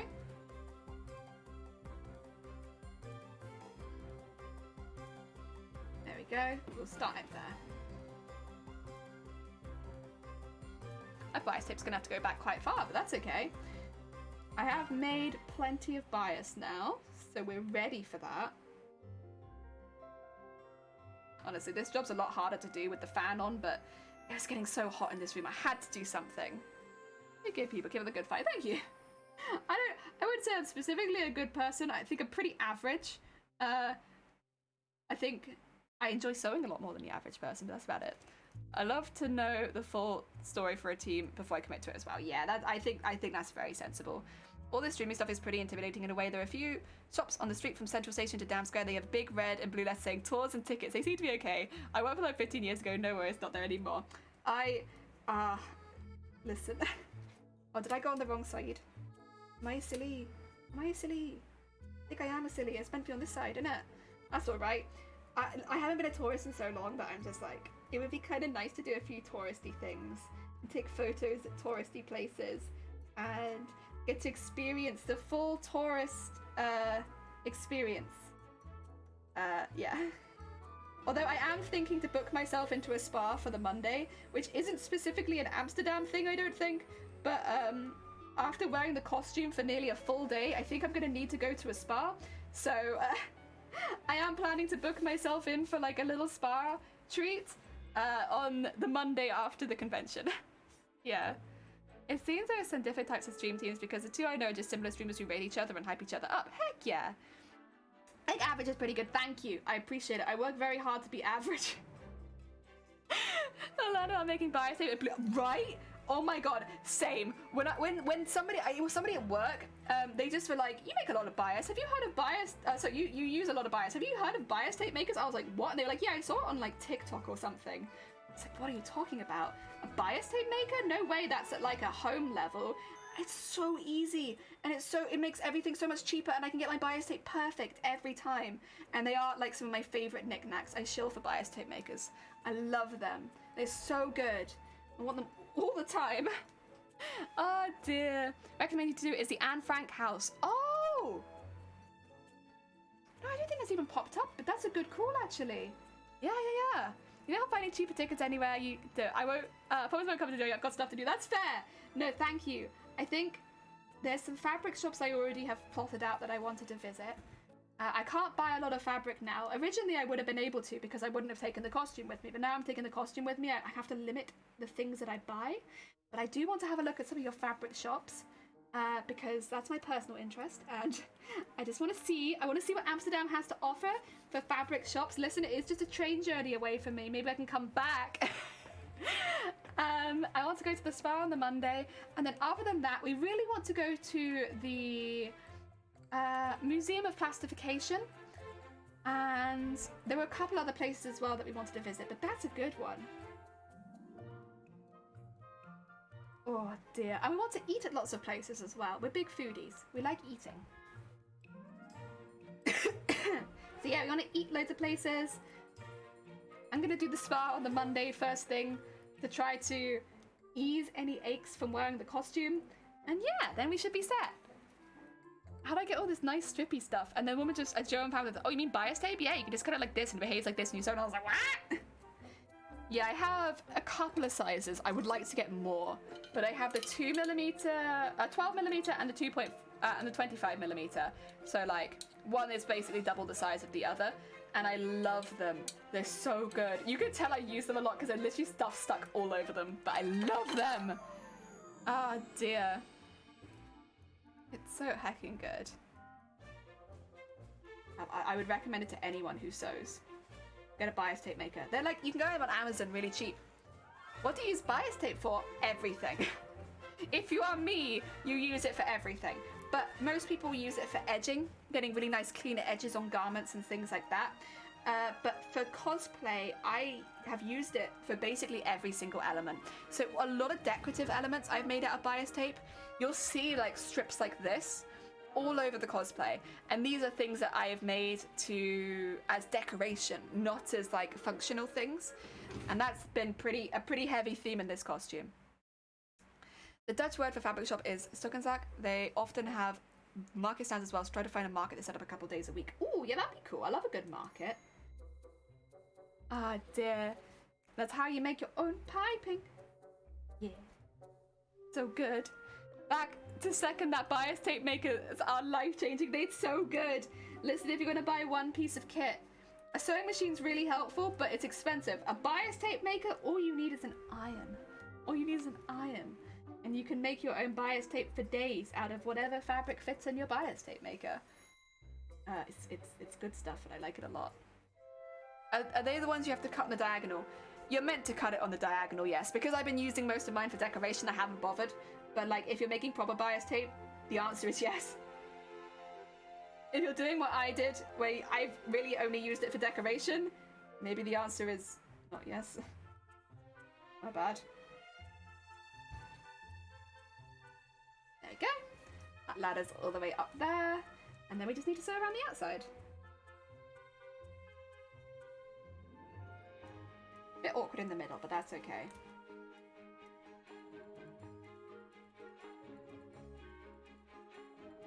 Go. We still need to go around the edge of this one as well, because I've only gone part way round. I have gone the whole way around that one though, so we're getting there. We're getting there. And then we'll have done all of these, and then we still have to sew them together a bit more actually, but we're nearly there. Ah, dear. Albert Sai Market is submarket is proper market. Do keep your wallet in a safe spot. It's very busy there. Yeah, listen, it's the same in the UK, unfortunately. Like, keep your wallet somewhere you could feel it. If you're going to somewhere busy. Other than that, though, it's good. Right, thanks. I'm gonna go sew some 1800s dresses, so I'll definitely have to cut it diagonally then. Yeah, probably. But you know what? It's still a lot cheaper than having to buy loads and loads of bias tape. I had to look it up, but I walked past and never went inside. You should! It was very amazing. Oh, heck yeah. I'm so excited. It's just been so long since I've been abroad. And you have trams in Amsterdam, right? We have trams in a couple cities in the UK, but nowhere that I've lived. So I'm not very used to trams. I find the concept very novel, very exciting. I'm definitely going to catch a tram while I'm there. That's going to be exciting. I'm looking forward to that. Because I think Manchester has trams. A couple other cities I think that have trams, but they're not places that I've lived. They're only places that I've visited. And yeah, whenever I visit, I want to catch the trams. Trams, buses, trains, and metros. Yeah, but we have buses and trains and metros, and like, I'm not interested in those. I'm interested in your trams. The trams feel special and cool, and I want to go on the special cool trams. I don't get them at home. Take some string, then take some bias tape, fold it around, sew it up, and between your seams, and now your clothes holes look amazing. Yes. Piping. Unfortunately, I've not really been able to use any piping on this cosplay. It's just not been very like. There's no seams really on it, if that makes sense, unless they're covered in sequins.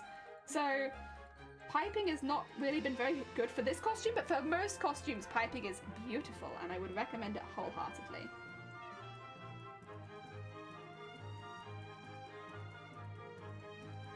Yay! We've nearly met up with the other side. Okay, get that a bit tighter, thank you. Amsterdam. Amsterdam. Nottingham. So we have. Oh, you have trains in Nottingham. There you go. I was going to say, I know there's a couple cities in the UK that have them, but not where I live. It's a remnant of where the king decided we are now this type of Christian and banned it. And then some people decided no, we should stick with the old and hide it because obviously they get proper spanking. Yeah. Amstertrams. Oh, and the canal boats. True. That is another thing that I want to go. I don't know if I'll have the time to go on a proper, like, you know, ride around on the canals, but I definitely want to go have a look at them. We definitely don't have canals where I live. Oh dear.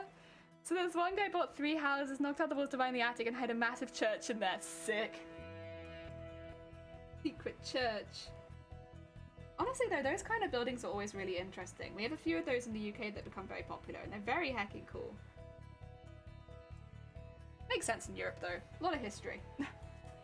Oh dear, I think there's trams in Manchester. There are trams in Manchester, yes. I wasn't able to catch them the last time I went, but there are trams in Manchester. There's a lot of really good fabric shops in Manchester as well. They got a lot going on there. It's good stuff. Ah dear. It's for things like Maho Shouju costumes, not this, yeah. But and I'd say, like, if you're looking at sewing League of Legends and things like that, like those really crisp designs, it just looks fantastic when you add it. Like really, really good. I'm 100% on board.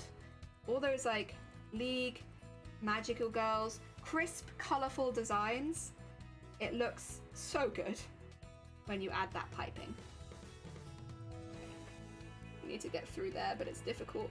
What if I put that through there and then get it from there? That might be easier, right? Yeah.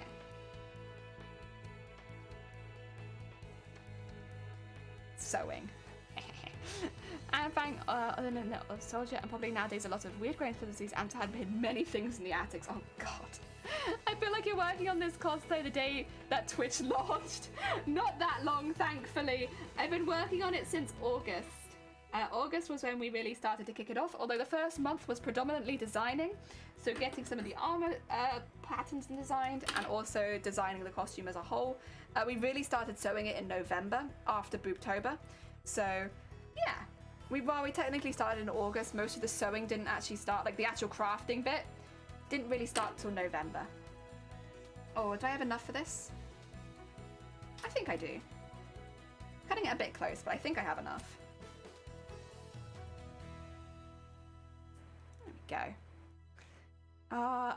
A map, a plan, a canal, panorama, best palindrome. Oh my god. A lot to do. Heck. That's the only thing is we're going... Well, because we're going to TWITCHCON now, we do have a little bit less time than we originally thought we'd have. Because the Saturday and the Sunday will be taken up with TWITCHCON. But we still have Monday, Tuesday, Wednesday, and then we're going home on the Thursday. So we still have 3 days, like full days at least, to enjoy Amsterdam. It's not too bad. Because yeah, we were originally planning to go on the Friday, come back on the Thursday, and just have like, you know, nice little week. But yeah, that was like, and then TwitchCon, and then yeah, we'll see. Remember that time Jelly was confident that she would have finished? Shh! Don't out me like that! Don't out me! I could have got it finished for then for sure, but I was crafting slowly, so don't tell anyone. It's a secret. I just secretly knew that I wasn't going to wear it to MCM anyway, so I was like, yes. No. What I actually meant was MCM October. MCM October. That's what I was confident that it was going to be finished for. Was the other MCM? Yeah. Not this one. I'm so serious. I feel like a white rabbit from Alice in Wonderland. Oh heck yeah. Never enough time. I mean, I can feel that. Thing is, I probably could have finished the costume earlier if I'd really gone for it, but there was no reason to. I've been enjoying the pace we set for this costume, and I just didn't really feel like changing that, because I've been having a really good time, like the pace we've been going. So like, why make it really stressful? Unless I guess I have to. I'm also going to tie it off and just get some more thread, because we were close, but no cigar. And that's okay. There we go. Oh always lower your expectations, even your own, yeah. Oh dear. And up there. That being said, I am confident we'll have it finished for TWITCHCON. Even at the current pace we're going. I mean, for the wings, the only thing that I need to do now is bead the rest of the armor pieces. Everything's printed. The spear, I have started off stream. So the trident is actually already started. The base piece, it needs to be covered in foam, but like the sculpty bit is done. And then, depending on if it comes in the post today, tomorrow we might actually sculpt the top of the trident on stream. If not tomorrow, we'll do it probably on Monday. Just depends when things get here in the post. I've got kind of an unusual way to make the top of the trident because I need it to be really, really lightweight because it's going to be huge. But I don't want to make it out of foam because honestly, I want it to be kind of see-through, honestly. So, what I've decided to do is mold it out of clay. So basically, you know, get the top piece and all the details molded out of clay and do it as a half and then cast it in PETG, which is like clear warbler but cheaper and can take a higher temperature. So we'll mold it in PETG. Then what I'll have is a completely clear mold, once I've done it twice, of both parts of the top of the spear. Then what I'm going to do is I'm going to fill it with just a little bit of resin. So we're going to put like a really thin layer of resin around the outside, and it's not going to be completely clear. It's going to have like a blue-green tint to it, but it's going to be pretty subtle. And then on the inside of that, because it will still be hollow at that point, we'll put a piece of foam just for like that bit of support that will do a really dark green color. So what it will look like is hopefully is a watery exterior to the outside of the trident, but darker on the inside to match the color. That's the plan. Guys, up for that? It's quite a lot of work, but I think it should look really good. And I'm kind of focusing on how it's going to look, of course, as well as functionality. Functionality is important, but that's how I'm doing that. I got tons of time. Oh, heck. Yeah, we'll just don't think about it. Don't think about the deadline too much. If you don't think about it, you can enjoy every moment. What's the Are we not confident in the jelly plans today? Oh dear. It's going to be very intense, that's for sure. But I'm pretty confident. You might be able to help me, like, with advice or physically doing the thing, because if it's physically doing the thing, you're not allowed to. It's competition settings, so I have to enter as an individual. If you have verbal advice, though... why would you not in the first stitch? I'm watching you. I literally watch you not. There you go. Get that out there. AMSTERDAM's funny. See a church? Probably a museum or office inside. See a house on the canal? Might hide a church. Why you hide so many secret churches? No, don't trust me for help. Oh, okay. Yeah, I was gonna say, like, we can take verbal help, but because it's just cosplay competitions, for the most part, you have to make it 100% yourself, and TWITCHCON is no different. So I can't say, have somebody else 3D print something for me, or anything along those lines. It would go against the guidelines.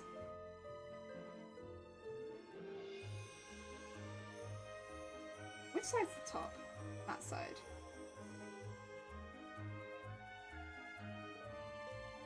I'm gonna do this back a bit. There you go. Good, and then down like this. There we are. That's gonna look better. And down there. Oh yeah. But no, I'm very excited. I've done a fair amount of resin before. Resin I'm not too worried about, but I haven't used PETG before, so we'll see. We'll see how the casting with PETG goes, because I just want a clear exterior, because what I want it to look like in my dreams is that it has like a very thin see-through piece around the outside to really imitate that water look. And so rather than making a mold with PETG, I want the resin to remain in the mold so that it has that thinness around it. It's gonna be cool. Even if you create the 3D print instructions yourself but don't own the printer, well then that's fine, but I would have to do, like, it'd basically be like I'd have to do everything and then I could send for it to be printed, but then Yeah, technically I could do it like that, but what I couldn't have, for instance, is somebody do those designs for me in a 3D printing and then send it to me. Even if they were my own designs, I would need to really be the one making the files for the 3D printer. So it wouldn't have to be my 3D printer, but it would have to be my files. Yeah, I hope that makes sense. So they're begging for locking? What is locking? I might listen. I'm a self-taught bean. If it's technical terminology, I may need an explanation. I don't know. Ah, dear. There we go. And there we go. Do you have a reference image of the trident? Yeah! Exclamation mark cosplay. And it would take you right to the reference image. Don't worry, we got you covered. You want reference images? We got reference images for days. Okay. We need... I want them to still be separate pieces, but I do need to go through both of these. Which side do I want to start up? There you go.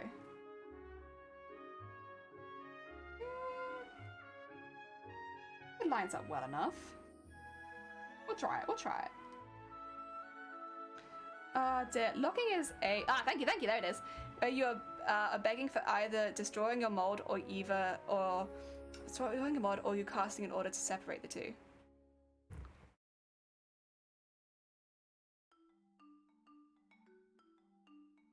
Is that a question at the end? Because yes, I am casting in order.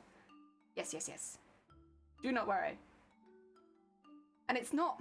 I keep calling it a cast. It is technically a cast. But it's also kind of not a cast. Because it will remain as a part of the costume, if that makes sense. So we will clean it up afterwards, but it's not leaving the costume at any point. I hope that makes sense. I probably will make more sense once I do it. But basically, we make the mold. It's more like vacuum seal it in a throwaway mold cast. Yeah, it's not a throwaway.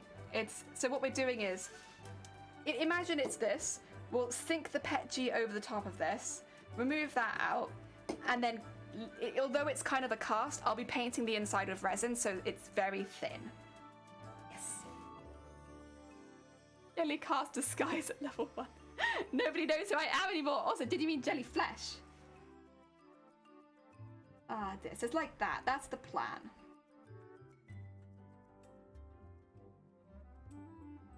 The reason being, PETG is pretty damn strong.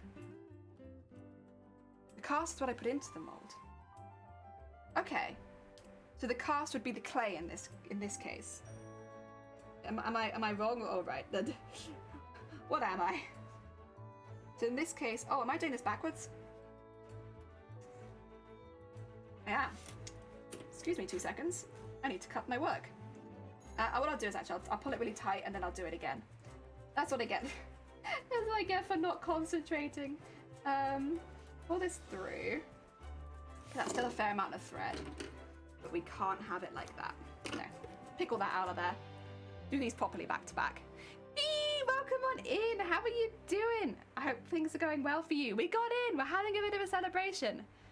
Ah dear. Say the character you do. No, that is okay. Verd, welcome to my last year. That is the only reference picture for the character. Only one. If you're looking for a proper reference, that's the one. You get one, and you don't get any other angles either. That's why we've had so much freedom with the costume though, because I only have one reference picture. So that is it. That is the one and only. And do not worry. I have been working on this costume and planning it for like a year. So don't worry about that part too much because we've kind of tackled a lot of the more complicated stuff with the design back in August. The VODs exist, but they are very old, so I understand not wanting to watch them. I need a different one, I think. Maybe like this one. Yeah, that will work a bit better for me. And that one can go in there. At least it gives you freedom. Well, that's kind of been our take on it. That's why. Like, why would you ever sew an entire suit of armor normally, right? This literally describes itself as an armored piece. Like, you can't get much more cut and dry than it's armor. But because there's only one reference image, and it's pretty It leaves stuff to the imagination for sure. It's perfect for what I want to do. Yeah. You probably have them at Party City. That's so my bad. Yeah, I could have just, you know, gone to Party City and picked one up, but instead I decided to make one. A strange decision, I know.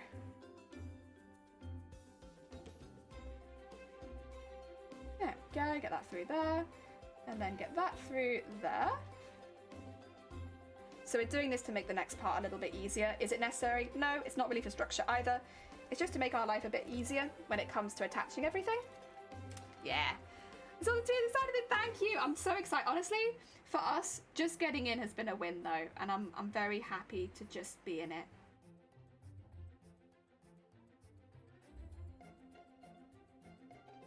Ah, dear. So there's two ways this sort of thing is done professionally. There's roto shell casting and there's composite layout. I'm doing neither of those. Honestly, Ver, I'm not going to tell you anything else about this. I'm going to say get ready for that stream because you will scream. You're gonna be like, no, Jelly, what are you doing? Why are you doing it like that? And I'm looking forward to it immensely. I'm not telling you anything else. I've kind of told you a lot already, but now I'm gonna keep a secret just so that I can make everyone cringe.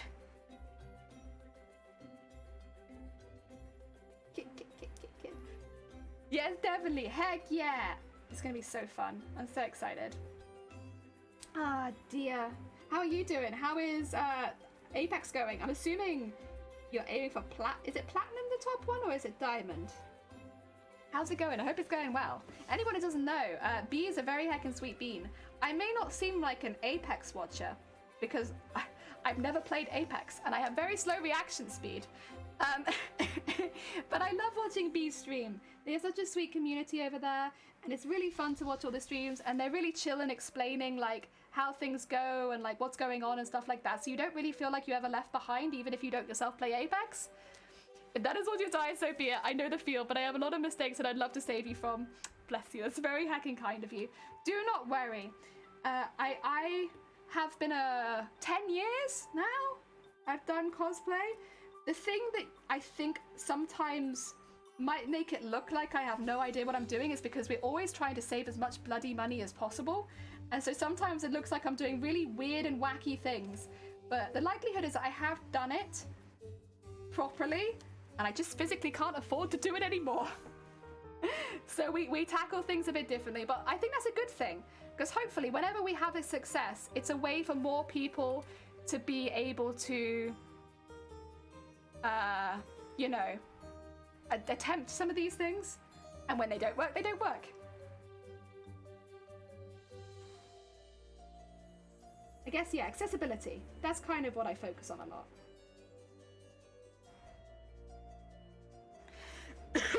Waves! Oh, bless you! How you doing at? Oh, you exhausted? Yeah, get some heckin' luck. Thank you, thank you. Ah, dear. If it goes horribly wrong, then maybe I'll ask. But I'm pretty confident. I've done things before. I've done some of this before. It's just really weird. And like, you know, when I started doing this with sewing every single piece of armor, they were like, why? A fair question, honestly. But here we are, thousands of hours later, and I do not regret my decision in the least bit. Ah, dear. I had these ideas and I thought I could save money and then, oh. Nope. I'm not asking. I've got this, Verd. You're gonna have to trust in me. Trust in me as a cosplayer that I might in fact know what I'm doing here. Even if it is definitely not what most people would do. I've done things before. I believe it. Oh dear. Trust in you. Thank you. I appreciate it. So I'm not very confident in most things in my life, but one thing I do think I'm pretty good at is cosplay.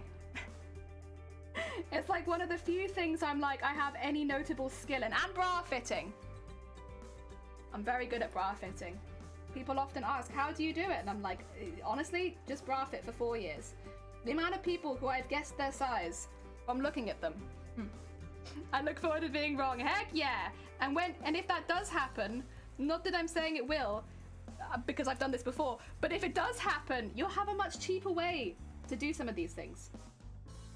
So that's good. Although Petchy is still expensive. It's one of the more expensive elements of the costume. Cheaper than Clear Warbler, but it is still expensive. But I made that decision because I want a specific look. And that's okay. Right, let's get that in there.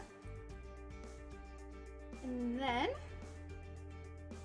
Ooh. Ooh. It'll not stop that. Unnecessary, there you go. So now that's sewn up there. It's not 100% even, don't worry about that. That's not actually a problem. So the reason we're doing this is because we're gonna be slotting it over something else, so yeah. Look at you being a nervous bean. You're all good, don't worry, you're gonna be fine. You have to trust me.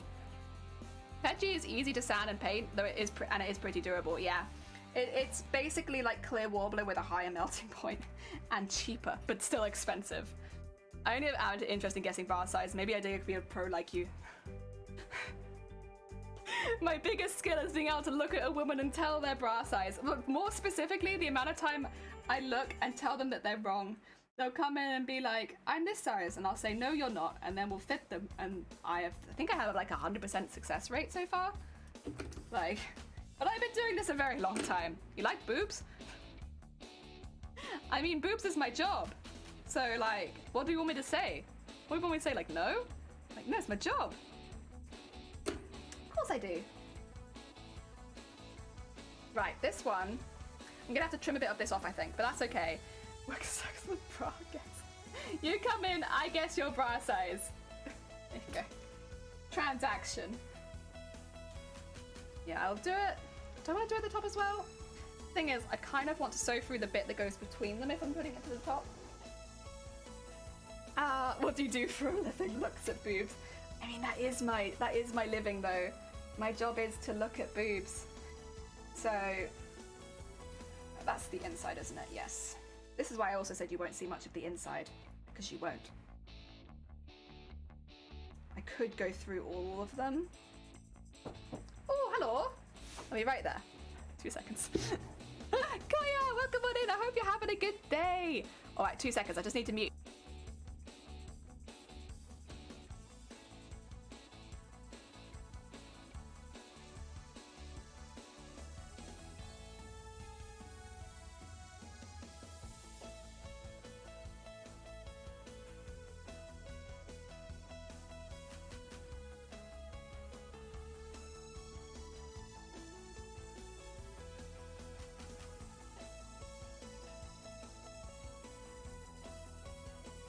I've been gifted potatoes. I'm tired, yeah, thinking of making some out. Oh, heck yeah. Very nice. Are you hiring? I don't think we are right now, but we sometimes hire in like September for the Christmas rush. So that might be like your best bet if you're looking for a job in boobs. I'd say look around like, you know, August, September when they're looking to hire people for Christmas. Yeah. Yeah, Jelly, you enjoy those potatoes. I will. However, it's different than usual. It's kind of a feel. Oh my god. God damn it. You guys aren't meant to make more boob jokes than I do. That's my heckin' job. You coming for my job? My job is boob jokes. No longer is my job fitting bras. It is very specifically boob jokes. Yeah, it goes down like that. And then we have my wing. But this will all be covered in bias tape, so you won't see the edge of it anyway. I don't want it right to the top. I kind of want the silvery gold sticking out the top. I'm being picky there, to be honest, but that is something I'd kind of like. It's cute, right? It's cute. We'll work on that. Potato is the best gift. It is! Ah, dear. Boob jokes are great. They come in all sizes. True. Very true. How am I going to do this? I don't think this is enough thread. So maybe I hold off and I sew the other side together so that I don't waste the thread. Yes. So let's do the bottom, which would be down here. And there we go. A needle goes all the way. Oh, does it? Oh, I'm so sorry. That was not my intention. My bad, my bad. What should I draw though? I don't know. I mean, I might create an OC. That'd be cool. Give you a bit of freedom. Heck yeah. I mean, another thing you can do is if you're ever, like, look at, like, you know, there's all those Inktober kind of stuff from previous years and lots of different brands of Inktober as well. You could find one of those prompt sheets and just see, like, what takes your fancy. Okay, to go with Inktober, it's about mushrooms. Heck yeah! We love some good fungus. Actually, we do love some good fungus. Fungus fans unite. There we go. Get that through to there. Oh yeah. Just go the whole way through, making sure I'm doing it the right way around this time, which I am. That's better. Ah, dear. Wait, did you touch up your hair? I did. So you can't see it though. Like, can you? Yeah. It's look at my camera being like, absolutely not, you can't show that. It's green at the top and it's blue at the end. I did post a picture on socials to prove it because green doesn't show up very well on my camera. Oh dear. I actually have an idea for an OC, so I might just go for that. Heck yeah, I'll do that then. Why not, Kaya? My collagen is better than yours. It's a legit mushroom collection on the internet. God damn it. That's kind of cool though. Thing is, I don't like eating mushrooms, but I do think mushrooms in general are very interesting and also very pretty. So I consume them for design ideas rather than eating. My second job, thank you. Ah dear, I was really proud of it, and then I looked at it on the stream camera and I was like, God damn it. You guys can never see my hard work with my hair, but that's all right. I enjoy it. And it, honestly, I really wanted to refresh it for a while, but because I was going to London, I didn't want to do it before that. So with the hair, for the first few weeks after you dye it, maybe for a month for me, it will like leave little marks on bed sheets and stuff like that. And I didn't want to go and stay at the hotel and leave marks on their towels and on their sheets and stuff like that. So I just wait until I have like a bit of a clear month, and then I'll do it. It's just a little embarrassing to me. I know there's not really anything to be embarrassed over, but I do find it embarrassing. I think I mentioned the stream, but still true that one of the most stressful interactions of my life was asking the cute lady at the high-end Nordstrom's to get an idea of my bra size. She was so kind though. Ah, heck yeah. Yeah, I think we often get people that are very shy, very embarrassed. Like, not everyone even needs a whole bra fit. Some people just need some advice, and it sometimes can be quite difficult to get what people want out of them. But as someone who's been bra fitting for years at this point, like a good while, no one is judging you in a bra fitting scenario. The only things that will be going through the person's head is how they can properly fit you or help you. It's a lot more maths than you'd think it would be. And so when someone's like, you know, measuring you and stuff like that, they're not judging you at all. There's no judgment. It's more like, okay, so they're hanging like this, their shoulders are this broad, they probably fit well into this kind of brand, and then the size range that they're looking at would be in these brands. So what I'll do is I'll start grabbing from there. And like, it's nothing to do with, even though it's your body, it's nothing to do with you. It's all trying to get it so that it's the best and quickest experience for you, because that's another thing we've always focused on. We get you in and out pretty quickly. If you need to spend a bit longer or you want to, you're welcome to, but it's like, ideally you're in and out in about 10 minutes if you don't need any extra help and you just want a size check kind of thing. We don't want you to be having to hang around in the fitting rooms in a long time or anything like that. Especially because with a lot of people that's not something they're comfortable with. So that's how we do it, do pretty quick. They might judge you for maths versus maths, true. We do, some people's maths is easier than others. But a lot of people come in and they'll immediately apologize for the size of boob they are, and it's very weird to us as the fitters, because it's like, we don't care what bra size you are. Never have. We just want to make sure that we're getting you in the right bra size. Whatever bra size it is, couldn't give two shits, honestly, but as long as it's the right size. And it's the only thing that I think anyone I've worked with ever thinks about. Sometimes as well, we will call a colleague in just for a little bit of extra advice. Normally that's if we can't fully help the customer in the store. Again, nothing to do with you personally, just getting a second opinion on maybe some options for you. And normally we will do that once you're out of the fitting rooms, because we don't want it to feel like we're talking about you behind your back. But yeah, it's very chill. Being barrel-chested, I need the larger size, and they have, and then plus 2 extensions.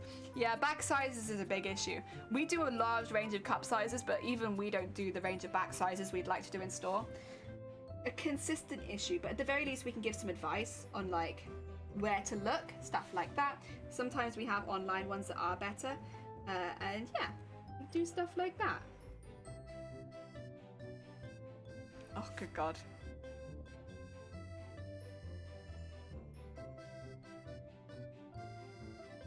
Fine. It's the I kill you. Dear. I think a lot of people, guys, mostly don't know it's not just the breast size, also the back of the torso. Yeah. And as well, it's even more than that. Someone who comes in with sloped shoulders will not suit a balcony bra because they sit wider on the shoulders.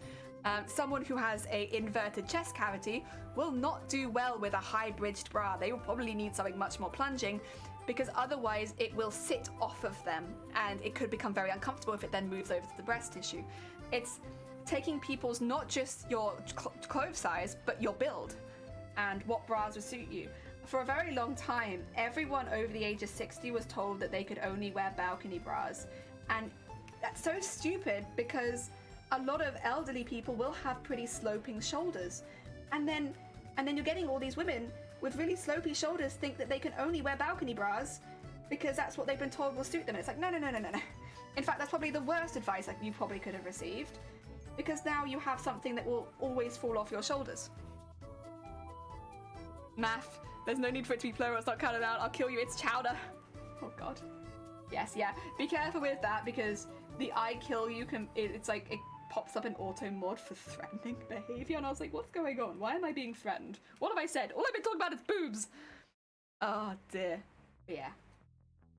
It's alright, one of my mods will come by later and see, like, Jelly, why have you just approved of the term I'll kill you in your channel? What was happening? Don't worry, guys, it's fine. It was all fine. Nothing to see here, nothing to worry about.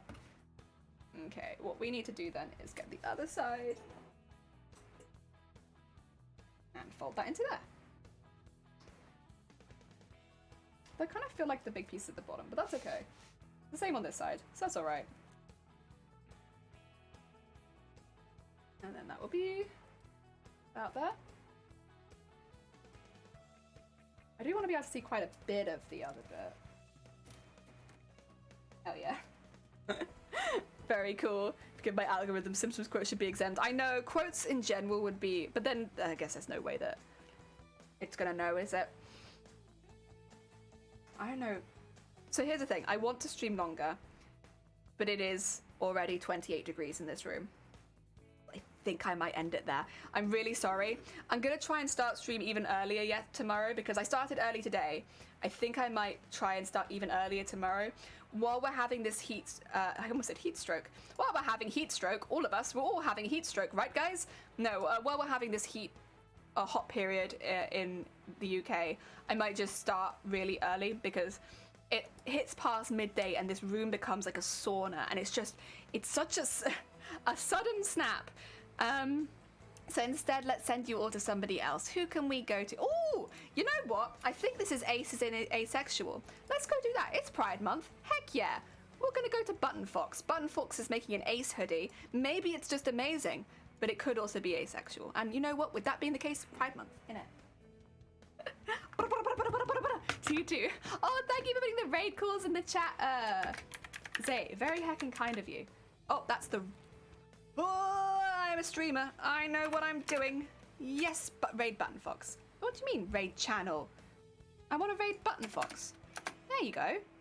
There we are. Very nice. Thank you for putting them in the chat. With Nightbot. Ah, you're all good. It's because I need to give Nightbot a sub. It's complaining at me. When your cosplay is finished, please adapt it to cosplay Iron Man. What, you mean because the fabric here is like so gold? Most of the costume is gold and purple though. So I don't know if I'd be able to. Thank you, Dakota. No, thank you everyone for joining. Thank you for the raids early as well from Heckin, Crisco, Mira, Heckin Sweet. Thank you for the subs and the follows and everything. It's always really nice to see everyone. I'm sorry that I am leaving so early. It's just the heat. There's literally, I'm gonna keep crafting in my living room downstairs away from the heat. But you know how it is. Thank you, everyone. Thank you. I appreciate it so much. And thank you for all the support leading up making this costume so that I could enter TwitchCon. It was a very selfish project for me, to be honest, but I've really, really enjoyed it. And it's been so fun to be able to share that with everybody coming in and watching, even though it's been since August. I still really appreciate it. So I'll be back tomorrow early, very early. I'll see you all soon. Enjoy the rest of your day. I hope that it goes well. Take care.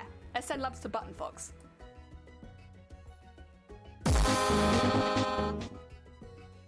Oh. Heck! Oh my god.